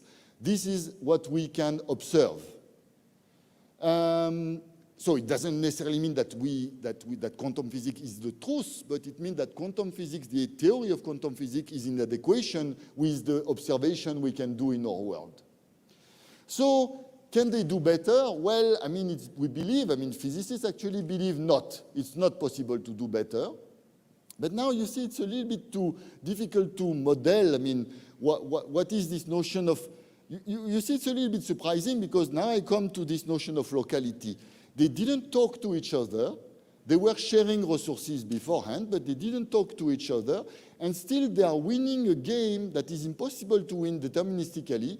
And they are winning it with a probability 85% of probability of winning. So it's quite big. So they are not local. I mean, they are far away. But still, they can win the game very efficiently. So let's try to formalize a little bit what it means, these things. that's the things of when we transfer PowerPoint into this. Okay, so that's too bad the slide didn't show up properly, the previous slide. If we if we try to formalize private randomness and share randomness, we can formalize it and really determine that in fact the observation that resulting from physical experiment do not fit with the share randomness. We have to use some other notions of other distribution. And quantum physics, there are more correlation that appears between the two players. So in these slides, if you're not familiar with this, you don't need to read these equation, but this is a definition of what is non-signaling. It's a form of locality. So non-signaling, we say that a protocol with these two players is non-signaling, which means that they didn't exchange any information, the two players. They were really separated by this wall and they didn't talk to each other. It's non-signaling if and only if the marginal output distribution of Alice and Bob. So what does it mean? It means that you look at the game, the probability of the players to win, and you look at what happens, what is the probability for Alice and what is the probability for Bob. You kind of separate the two. That is what we call the marginal distribution. They depend only on their respective input. So it means that what you observe, if you observe the outcome of Alice, the random outcome of Alice, it doesn't depend on the input of Bob. It's only depend on the input to Alice. And the same thing for Bob. So that's the definition, that's the physical definition of being non-signaling. No communication between, no signal, no information are exchanged between the players. So the problem here is that there exists a non-signaling distribution that makes the player win with 100%. And this is a distribution that you have at the very end. Again, no need to really decipher what it means, but I just tell you that there is a distribution that is a distribution of the output of the two players that allows the two players to win with probability with 100, probability 100, probability 1, they systematically win, and still they are not communicating. You cannot implement this, I hope this animation at least, yes, these things will be correct with probability 1, but you cannot physically implement it because it is believed that our world is following the rule of quantum physics, and if it is the truth, the quantum physics, you can show that you cannot do better than this cosinus square pi over 8, which is 0.85. So you cannot do better, so you cannot reach these things. But in terms of pure communication, in terms of pure exchange of information, actually you could win with this game. If you would design a lower bound, trying to say, no, the complexity of this game is too high, they cannot win with probability 1. They cannot win with 100% of chance. You could say if you use only the fact that Alice and Bob should not exchange information, then you will not be able to show this lower bound because actually there is a distribution of outputs that satisfy that they win with probability 100%. It's just that this distribution cannot be implemented using the physical resource we have in reality. We can win with probability 85%, not with probability 100%. So all this discussion, all this little game was just to give you the intuition that defining what does it mean locality, what does it mean not exchanging information, what does it mean not communicating, it's very difficult actually to formalize. It's not something completely trivial. Okay, so in the second part of the talk, this is actually what you can do. This is a graphical representation of what is so-called Bell's inequality in physics. And in this picture, you have this in dark gray, you have the things that are using classical physics, sheer randomness, let's say. And they are limited, and you can solve, you have protocols that give you better results that are non-local, so that's the light gray area. And the quantum physics is between the non-signaling world and the local boxes. So reality is in between complete locality, let's say, which is shared randomness, and non-signaling. It's something in between reality. Okay, so let's move now to distributed computing and to see whether we can use locality to show impossibility result or to show actually that we can solve a problem. So distributed computing is essentially a collection of autonomous devices that we call processes. I mean, they collaborate. They want to achieve some task. Like if we would be in this room, each one of us is one of these processes. And we exchange information, I don't know, through some communication medium. It could be the internet, it could be the network of a data center, or it could be the bus on the multi-core processes. And the processes, they may be synchronous, asynchronous, they may be subject to failures or not. I mean, that depends really on the models. I mean, in general, of course, you want to do the most general things. So you want to talk about asynchronous. If we are here running a distributed algorithm, each one of us, we run at our own speed. We can also be subject to failure in the sense that maybe one of us will be interrupted by a phone call, so we stop performing the task that we are doing together. So there are various notions of failures. Some of us may be malicious and wants the task that we want to solve together to fail. But that's the type of problem that people doing distributed computing are interested in. What I want to mention is that, of course, when you do distributed computing, you have a natural notion of locality. If you think about this little graph, let's say it's internet. It's a very abstract and simple representation of internet with the machine and the links between the nodes of these machines. And we can say, okay, node number one in one step of communication, let's say one round of communication, it can get only the information from its neighbors, node 7, 5, and 3. But it is not aware of what happened at node 6. Okay? So there is a notion of locality in this framework. Nevertheless, I'll skip this slide. Nevertheless, there are other systems in which locality seems to play no role. I mean, in this system here, I have a multi-core processes. The abstract representation is what we call shared randomness. Instead of communicating by sending messages along the edges of this graph, like we do in internet, you can assume that we have all these processes that reads and write in a shared memory. A shared memory is like a blackboard. You imagine that you have a huge blackboard and each one of us, we come and write on the blackboard. That's our way to communicate. We write on the board and we read what was written on the board. This is an abstraction for the shared memory. Well, so in this scenario, there is no notion of locality physical. Nevertheless, we will see that locality pops up in distributed computing. And for this, let me give you one short example. I skip this, and I want to show you only this example. In this example, that's a very basic case in which I have three processes, the white, the gray, and the black. And these processes, they are forming this network, this little network, which is on the top right of the picture. This is just the white can send messages to the black and to the gray, but the black and the gray, they cannot communicate. So it's a very, very trivial network. Only white can send messages to black and gray.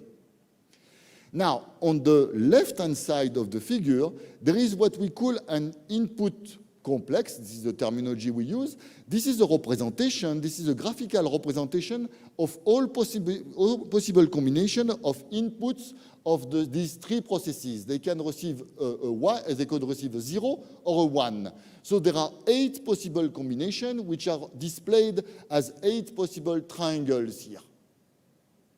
Okay? So that's each triangle represents one possible scenarios, and all these scenarios were grouped together, were glued together to form this kind of boxes, which is actually like a sphere.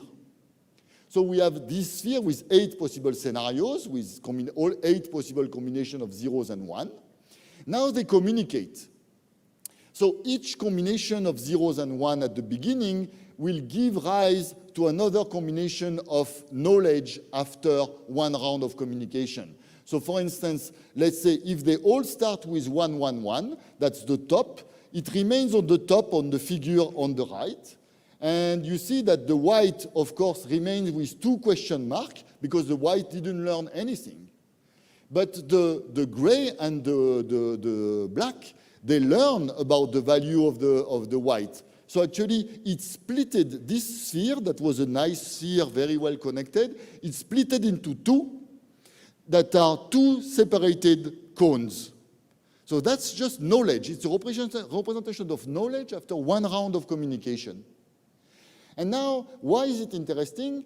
Because now they could actually solve a task which is known as consensus. Consensus is one of the basic tasks. We want to agree on something. And we want to agree under centered rule that if we all start with 1, that means that we should agree on 1. And if all start with 0, we should all agree on zeros. That's the basic rule. Otherwise, we choose whether we agree on 1 or 0. But we should all agree. And the fact that we can split this sphere into 2 little cones allow us to solve consensus. Actually, it means that the upward cones, that's all the configuration that result after one round of communication, we can map it, they will decide 1, 1, 1. And all the bottom, they will decide 0, 0, 0.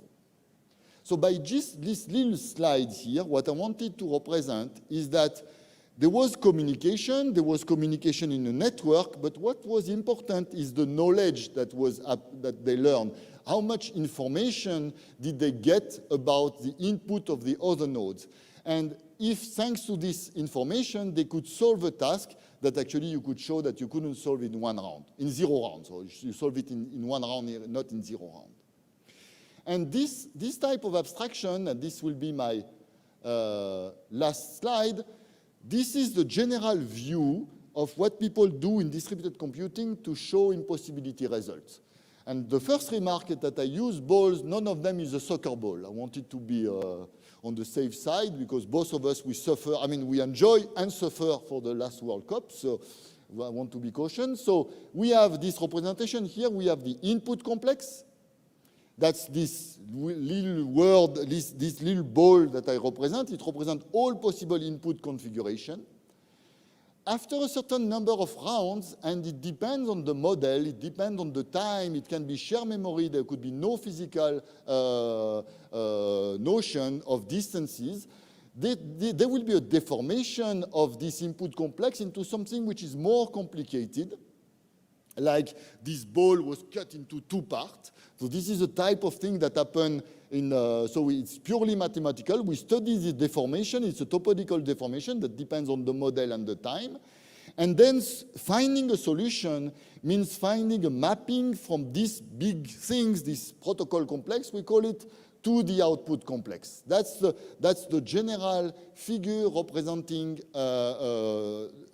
distributed computing. Where locality play a role here is that this mapping here from the top to the bottom, it should be what we call simplicial, which is exactly, it should preserve some form of locality. So it means that this topological deformation, what we want is that we run the algorithm such that starting from an input, at the beginning, there is a lot of uncertainty about the input of the other one because we don't know them. Maybe they are far, maybe they are next to us, but they are slow and they have not written on the blackboard.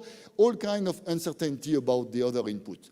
But if we run long enough, we will enable these processes to reconciliate and to learn more about the other processes. It will not decrease the uncertainty to 0, but still it will allow, to some extent, sometimes yes, sometimes no, it allows to solve the task. So if that's where pops up the notion of locality, if there is a way, after a certain number of time, a certain time, depending again, the notion of time depends on the computing model, if after a certain time we can learn enough about the other processes, then maybe we have some chance that this mapping exists. Otherwise, if we can show that whatever is the time we use, there will never be such a function mapping from this gray protocol complex to the output complex, then it means that the task is unsolvable.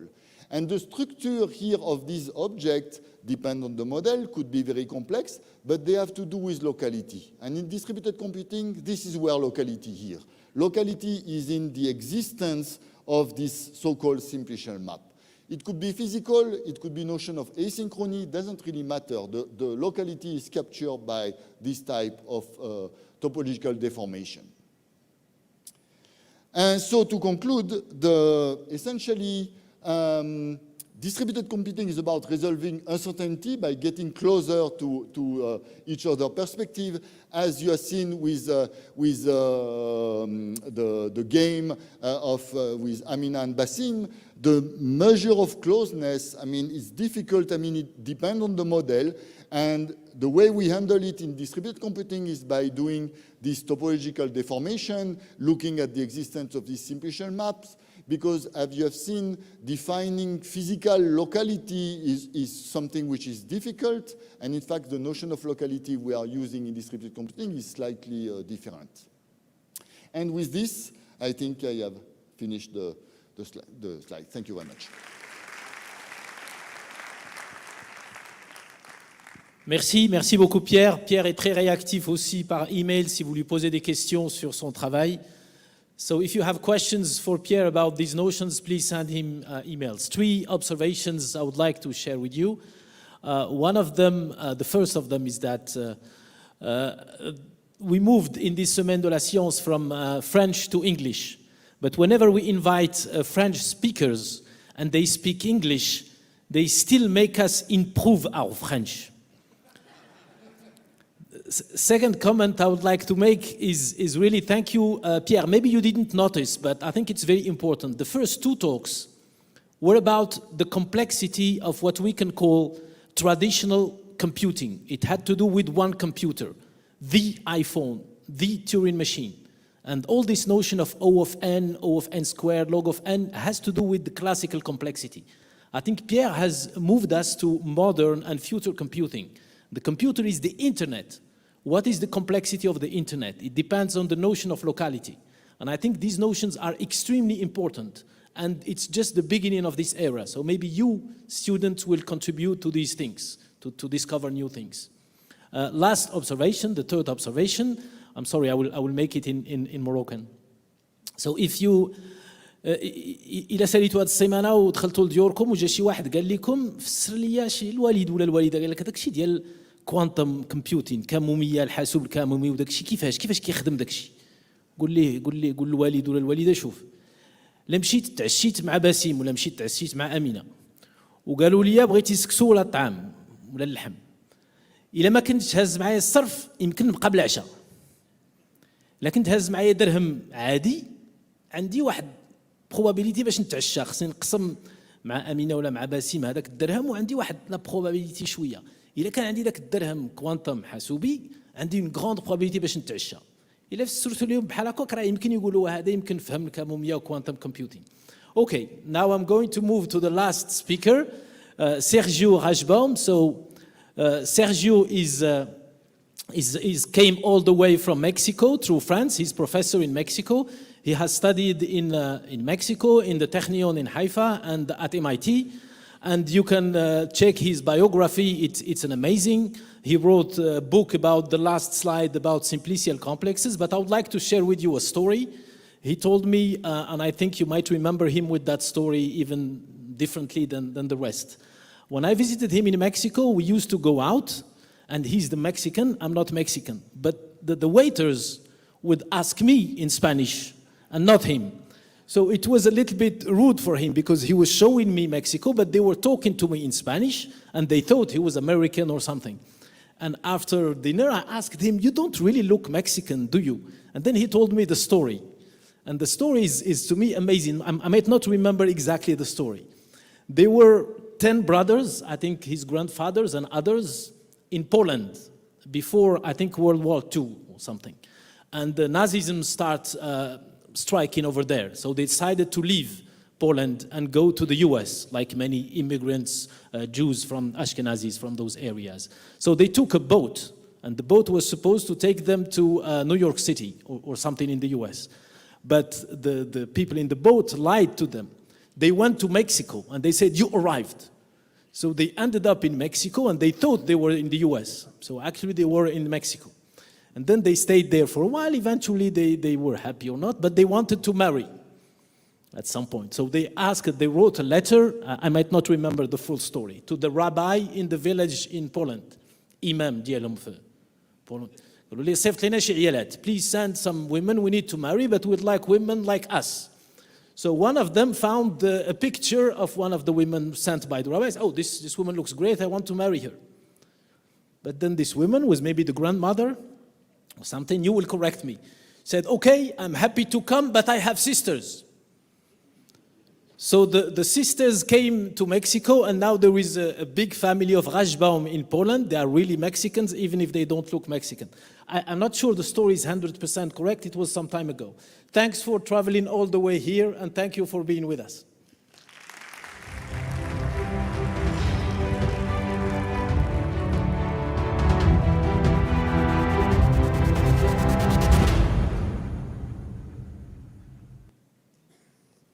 Thank you for the invitation and for the nice story.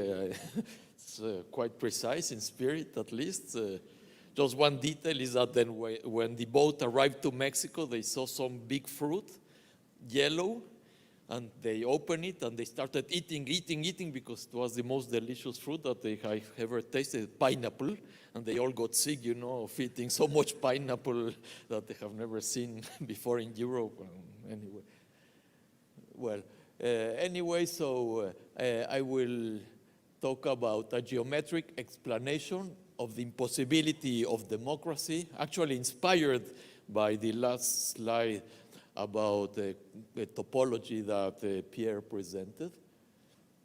And if you think about it, always societies need to make choices. For many reasons, of course, one of the first reasons you think is to elect leader. You need to make choices. To award prizes, sometimes different people have different opinions about who should get a prize, and somehow there has to be a social choice about who will get the prize.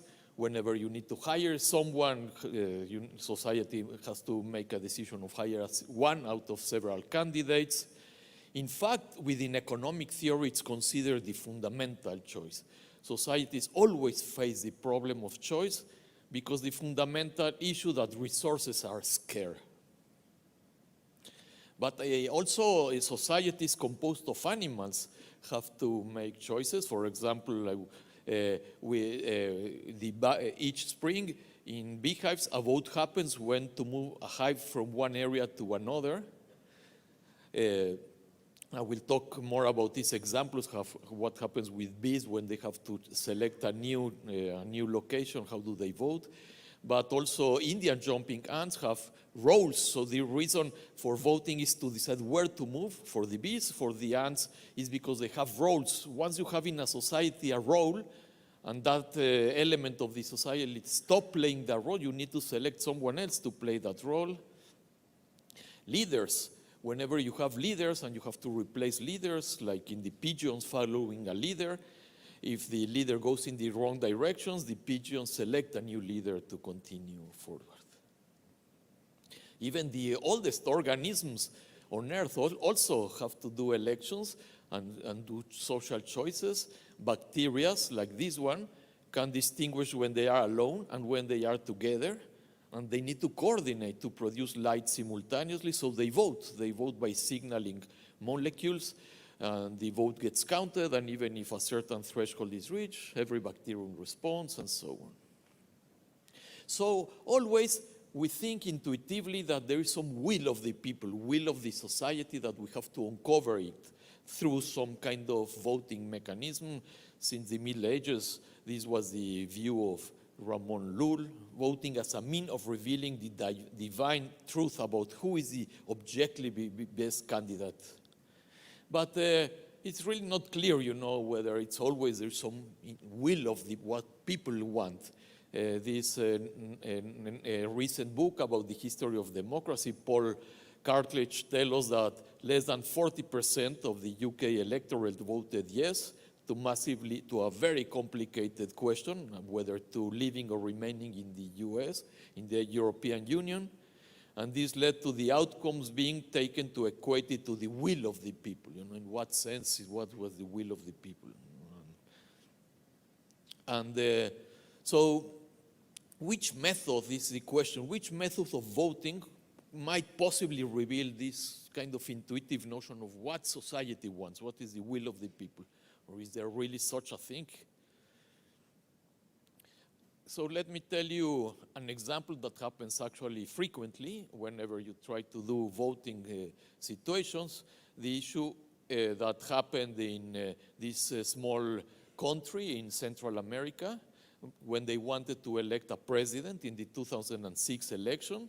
It seemed clear that Daniel Ortega was going to lose because there was a very strong opposition of a liberal candidate.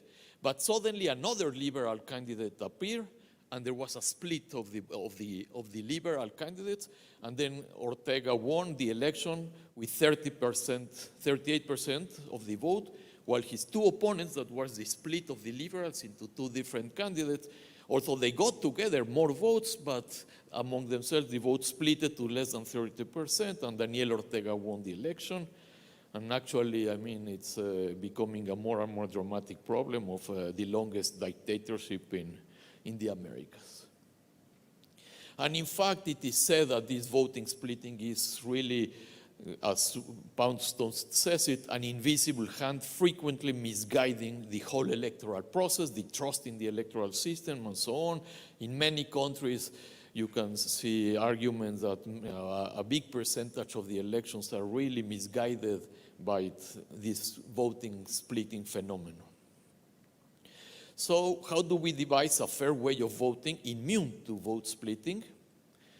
This is where our main character of this talk appears, Kenneth Arrow, got the first insights into how to resolve these questions when he discovered a paradox. And eventually this led for him to get the Nobel Prize in economics. So what was this paradox that Kenneth Arrow discovered?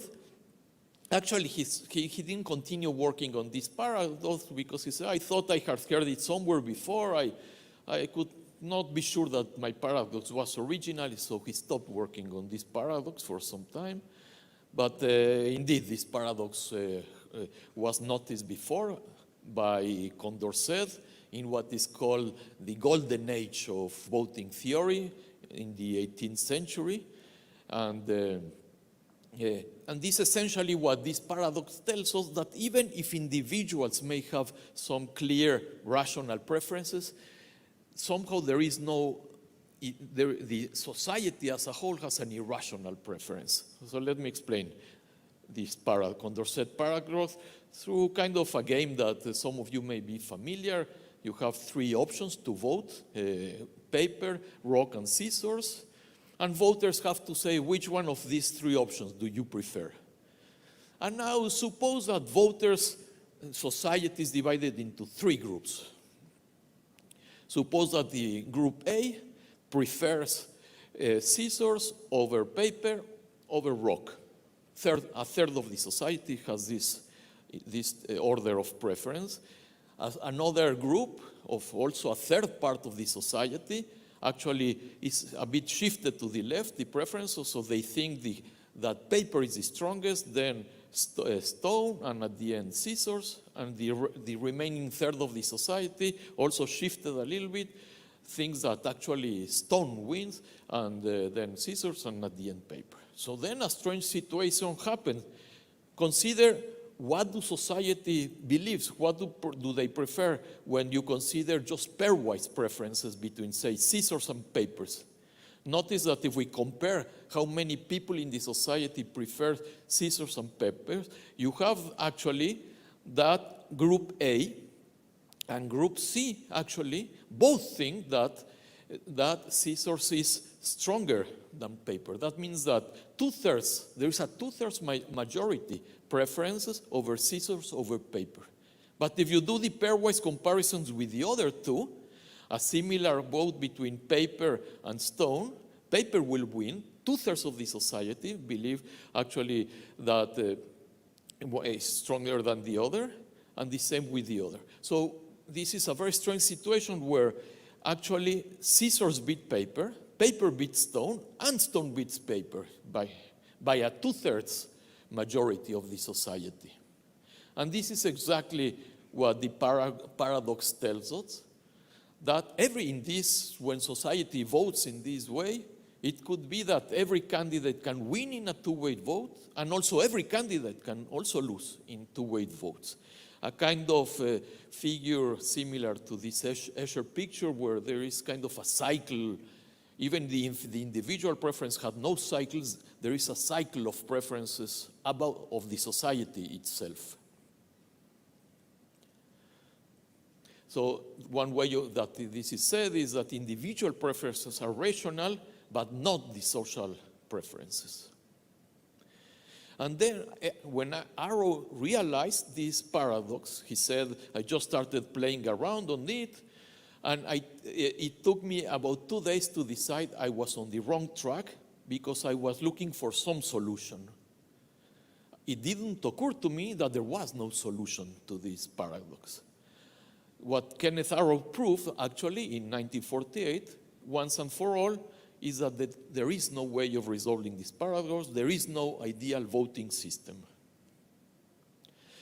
When Arrow published this paper, immediately it was a sensation. You know, it was after the time with the world wars and many dictators, terrible dictators, and suddenly Arrow proves formally, mathematically, somehow, that there is no way of dealing with this, there is no way of voting fairly and so on.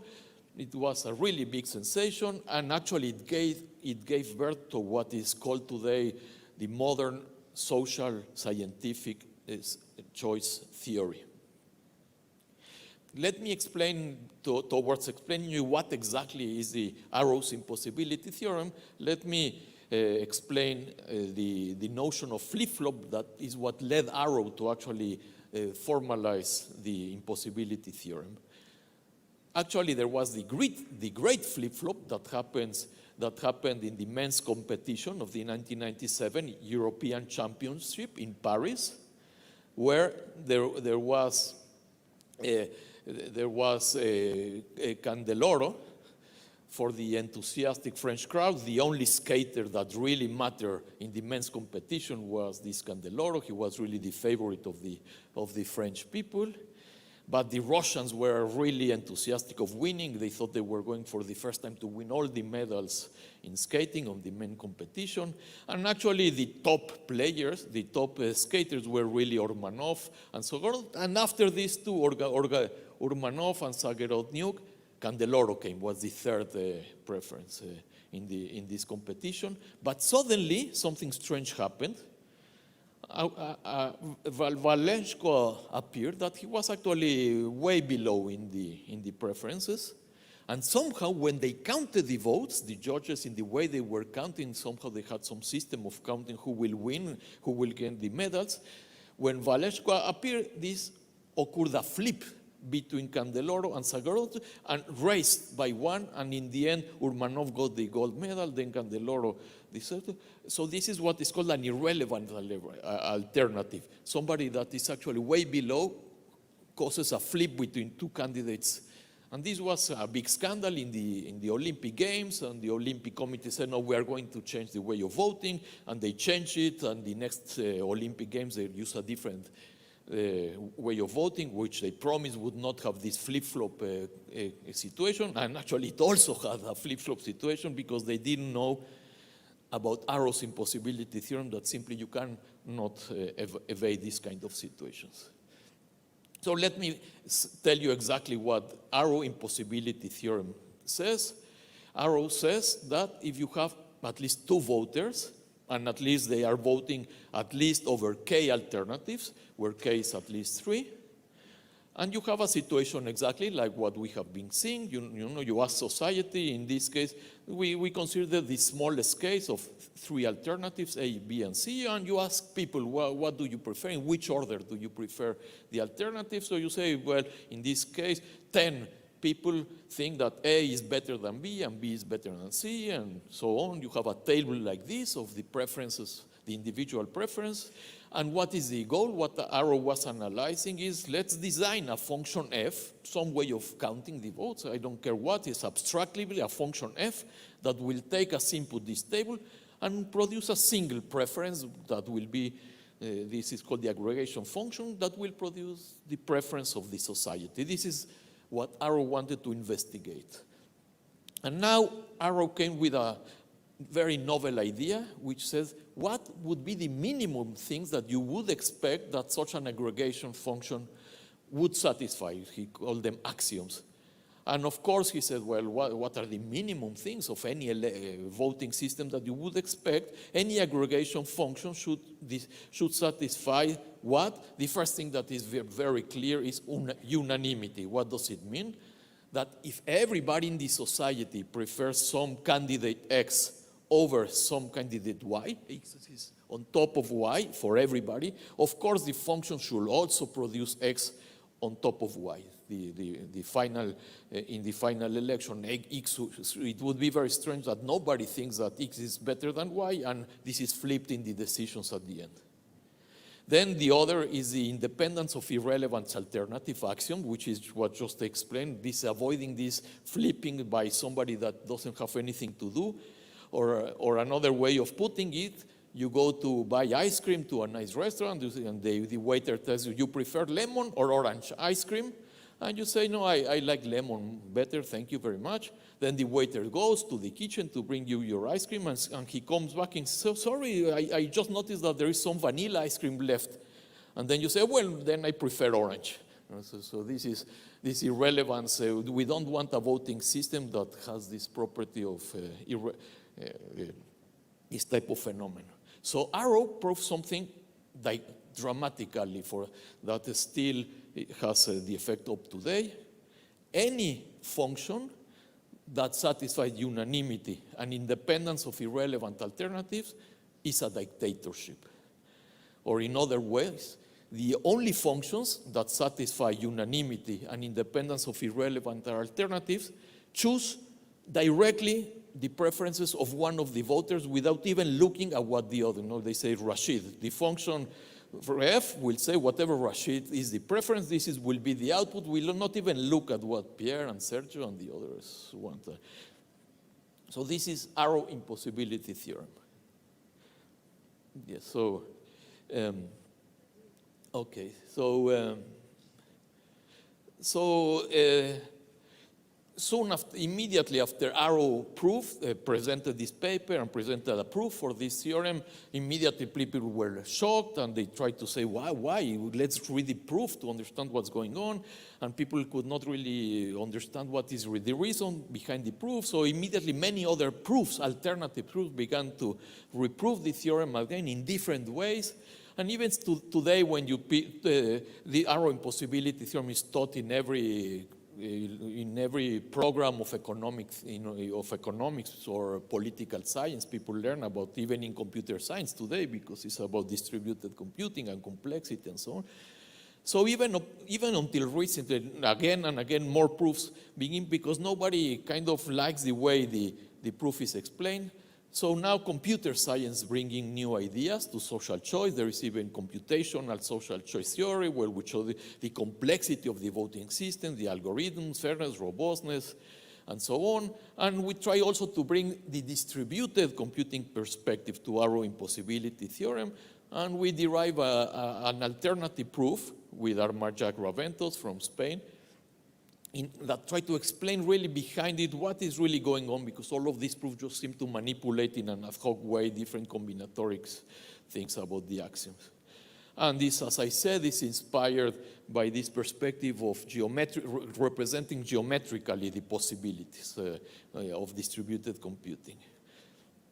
So how should we represent geometrically what is going on with the Arrow impossibility theorem? Represent the social profiles and the social preference by triangulations of space, by simplicial complexes.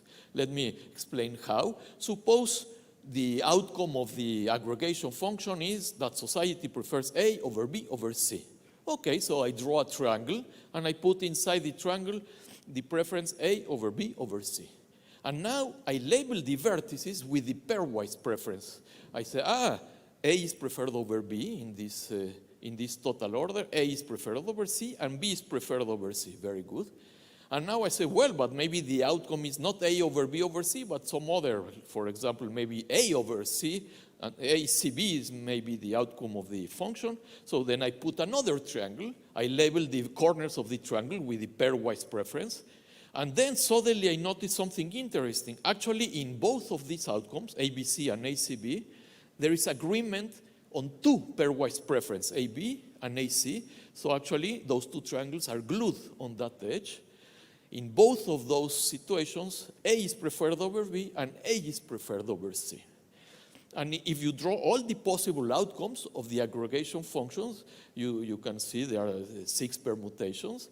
And if you glue along the edges, as I just did, then you get this triangulation of some shape that has 2 holes, one in the center, and there's a missing triangle on the center and one of the outside. Why there are these 2? Because this is this Condorcet cycle of the paradoxes, where A is preferred over B, B is preferred over C, and C is preferred over A, so there is no total order that satisfies all those 3 preferences. Okay, very good. There is the other Condorcet cycle. Anyway, what is interesting now is that there is also a strange green cycle that will play an interesting role. I will explain in a moment.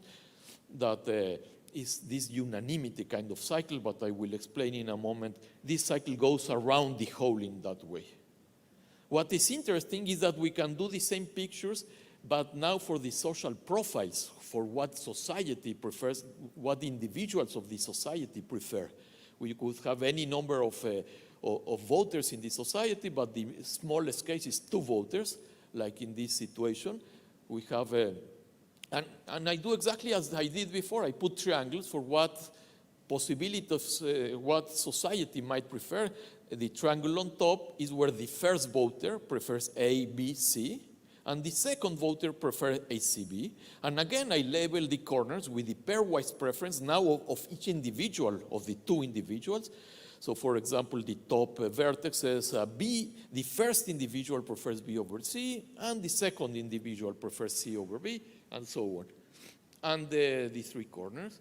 And I have another example of a triangle where A is preferred over B and A, B, C. And I notice again that there is coincidence in 2 pairwise preference, that both players actually have the same preference on those 3. And when I put all of the possible preferences, individual preferences of the 2 voters, actually something interesting happens. You get a torus. If you draw, it's a simple exercise of just putting all those triangles together, glue them together in this way, and you will discover that what you get is a torus. And then you realize that what's going on with arrow impossibility theorem is simply to find a function f, an aggregation function, which is mapping the torus onto the cylinder, this 2-dimensional cylinder on the right. And you also immediately notice something interesting, that the axioms of the arrow impossibility theorem, the unanimity axiom that says if everybody wants A over B, you have to preserve A over B on the right. And this means that this cycle, this green cycle that is going along the torus, which is represented in all the cases where there is agreement, A prefer, both voters prefer over B, both voters prefer over C, all of those unanimity things have to go around the green cycle on the right. And this immediately, a simple analysis tells you that the only way of sending the torus on top on the right is by having a dictator, Rachid will say. You have in this case just 2 voters, Rachid or me, so we have to decide either Rachid decides or I decide, and this will give you 2 ways of mapping the green the whole torus onto the right, and those are the only 2 ways. So this is an explanation of the underlying reason, a geometric underlying reason of the impossibility of Arrow's theorem. And just to conclude, the question is, well, is democracy possible? And well, who knows? I mean, democracy, of course, depends on hundreds of different factors, emotional, social, political, and so on. But the more concrete question is there a way to go around Arrow's impossibility result? And the answer is yes. For example, let's look at what the honeybees do. They go around Arrow impossibility theorem. What kind of trick do they use to evade this impossibility result? Each spring, when the beehives vote happens to decide to which other new hive they will move, what happens? They express how much they like each candidate. The bees, they start dancing to express to where do they want to go, and if they want to express more enthusiasm for one place over the other, then they dance stronger and stronger and stronger, and then in that way, this is a way that doesn't apply Arrow impossibility result, or in another way, if you can give a number to each of a grade to each of the candidates between 1 and 100, say, and you say, I like this candidate 98.2, this 25.2, this one. So you don't only express the total order, but also how much you prefer each one, then Arrow impossibility doesn't apply. And then the other thing that we can learn from bees is that also in the experiments that they do with bees, they notice that if a bee doesn't, the preferences of a bee don't win, the bee doesn't get upset. You know, he says, okay, nothing bad happens. We go to the choice that to some other place, and nobody gets upset. So this. Thank you so much. A couple of observations before we conclude. Thank you so much, Sergio. One observation to the parents, again. Computer science somehow is a way of making philosophy concrete. So if your kids want to do philosophy, tell them you should rather do computer science.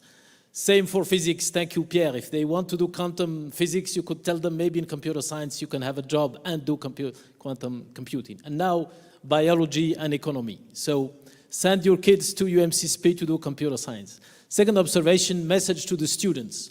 You have seen the images of Sergio's student who just got the PODSI paper, and you have seen images of all these big scientists.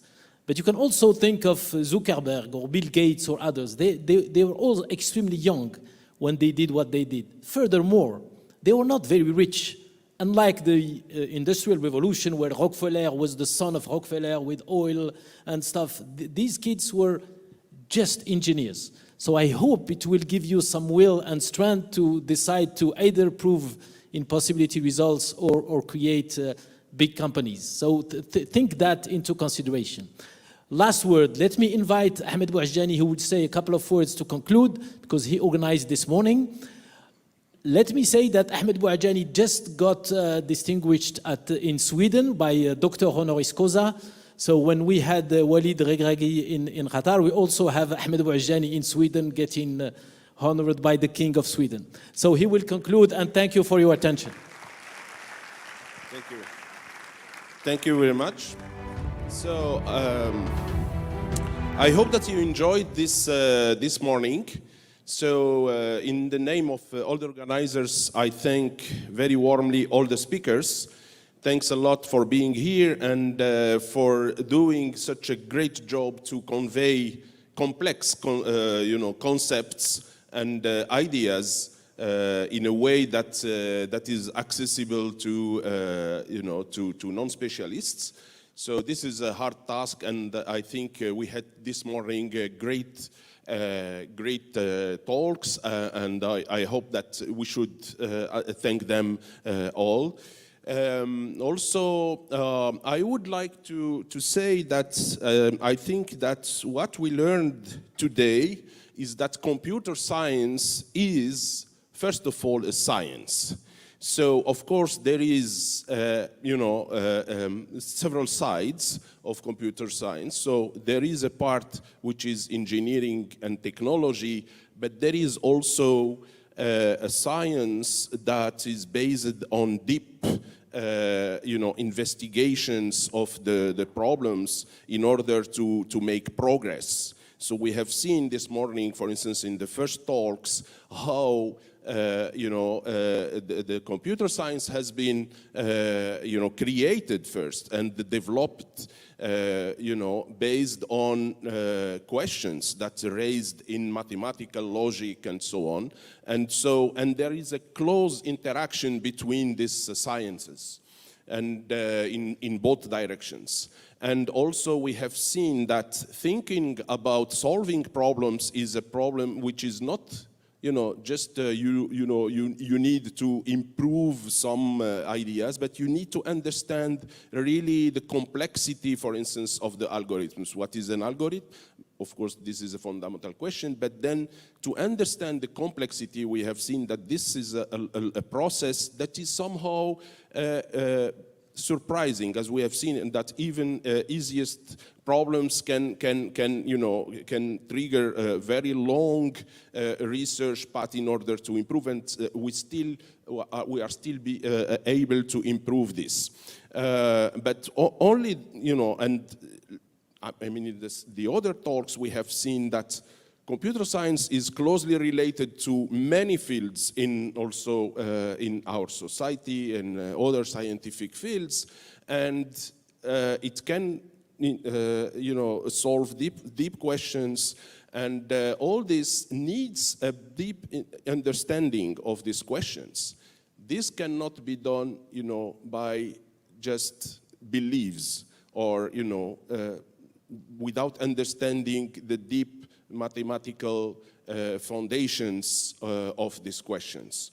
So otherwise, if we don't understand these things, so we let charlatanism to progress. And this is now somehow we see a lot of beliefs in our area which are against, let's say, the scientific spirit. So